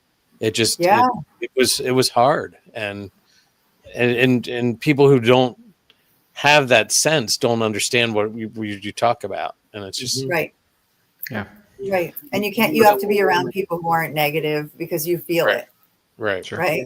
And Yeah. the ability you have you to learn to shut it down. We're So happy here. You're just in a to, safe space here. Yeah. to energize your head. We And are some everything. shiny, happy people at this Yeah. play at this podcast. So yeah. Yeah, like Mary Beth's comment was she can't go to malls anymore. Like I get that. I understand that. Yeah. Yeah. Yeah. Okay. That makes sense. That makes sense. That's got to be really tough. I mean, if I grew up around 9 cemeteries, and that's as a kid growing up, that's where you go. We had Houdini, um, Lucky Luciano and Mae West and all these big names, and it's just a cemetery. So, but I was going during the 70s. The parks were all at the 70s. There was a lot of people in the parks shooting needles, and there was needles all over the parks. So, as Right. kids, we used to go into the cemeteries. Yeah. There was some open fields, and there was open fields. We used to play football there, baseball, whatever we did, and we had that's what we did. So growing up like that, you get experience everything coming to you. Cemeteries, they say, are dead. Cemetery, yeah. I just made a pun. Yeah. Good one. Yeah. Not even thinking We're I dying to did. get in there. But I had activity there and stuff. So you learn, Mhm. you have to learn to live with a lot of this stuff that happens, and you just, um, and I didn't learn how to shut down until like later on in life. Yep. So that's That's rough. what happened.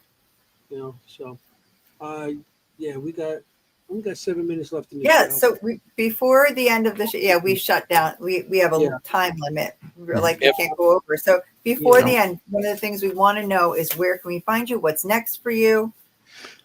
And all that. Jamie, I'm go gonna ahead. make You're better.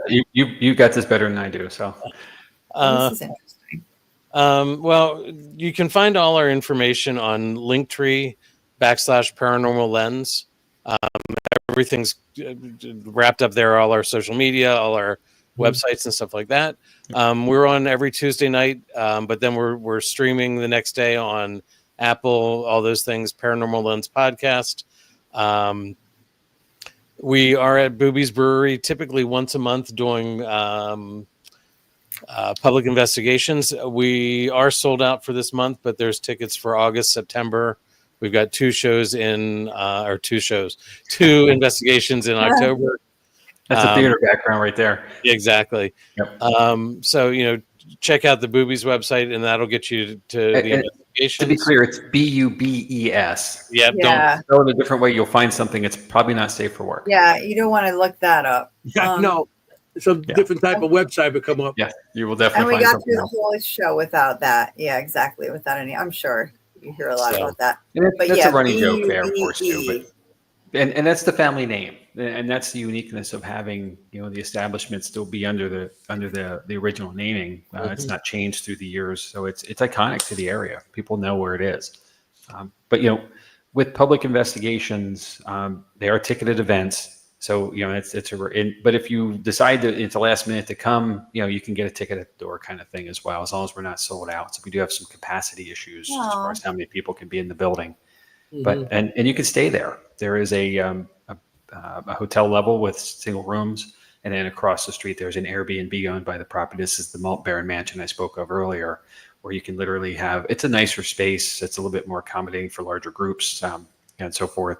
But there's definitely stuff you don't have to get a hotel somewhere else. And if you are staying on property, especially in the upstairs hotel level, you can investigate after we're done because you're in the building. I've done it. I recommend it. So good.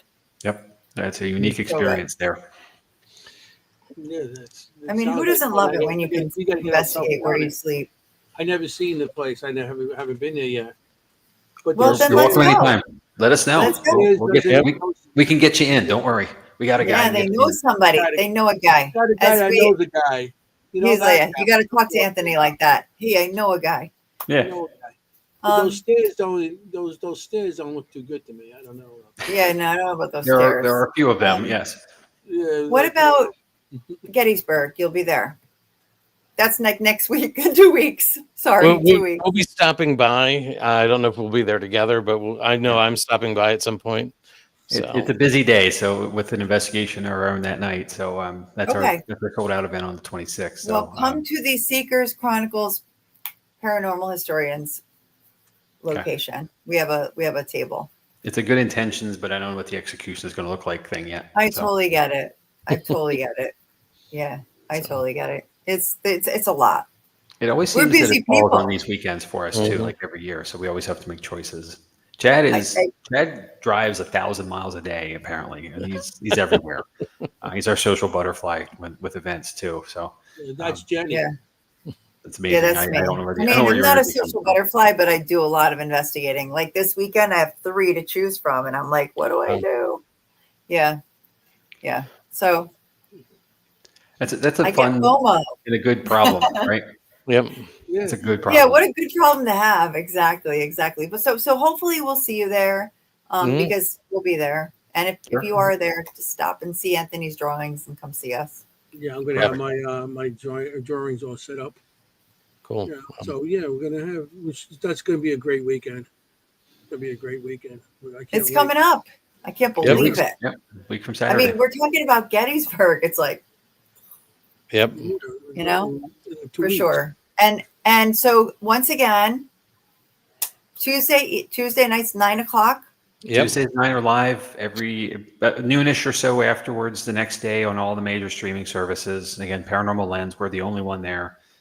You can just hit the search bar on any of those, type it in, you'll find us. There's 110 back episodes to go through. So there's we a gotta few. catch up. Yep. But you will. So that's and we say this all the time. Like there are no walls to the paranormal. We all can do this indefinitely. The topics we come up with, the places, the people. It's a beautiful thing. And I think the only thing that's going to ever stop us is ourselves with time and energy. So it's Eastern time. It's Eastern correct? time. Yeah. Eastern time. Yeah, he's in Adams in Texas. And if you leave us, Adam, I'm not going to be happy. No, I'm kidding. Yeah, no. Okay. It's so funny because I'll be on our podcast and I'll get alerts on my phone that you guys are starting, and I'm like, Well, all right. I'm giving you an alert right It's now. my- We're going to be It's ending. my Wednesday morning routine when I'm like doing my, There you go. cleaning or doing my stuff Wednesday afternoon. Usually when I'm doing dishes, I put it on. That's the beauty of a podcast. It goes wherever you It's want. the best. It's the best. It just goes on. You want to learn So, something? I got Watch Paranormal Lens. Oh yeah, we got like you. 3 seconds. Okay. Yeah, Any no. last words? Again, Just Thank kidding. you for having us. This has been a blast. Oh, Really you're appreciate it. welcome. You're so I welcome. wanna- We've been looking forward to it. Thank you, Okay, I Chad. want to thank you guys for coming on. Thank you very much.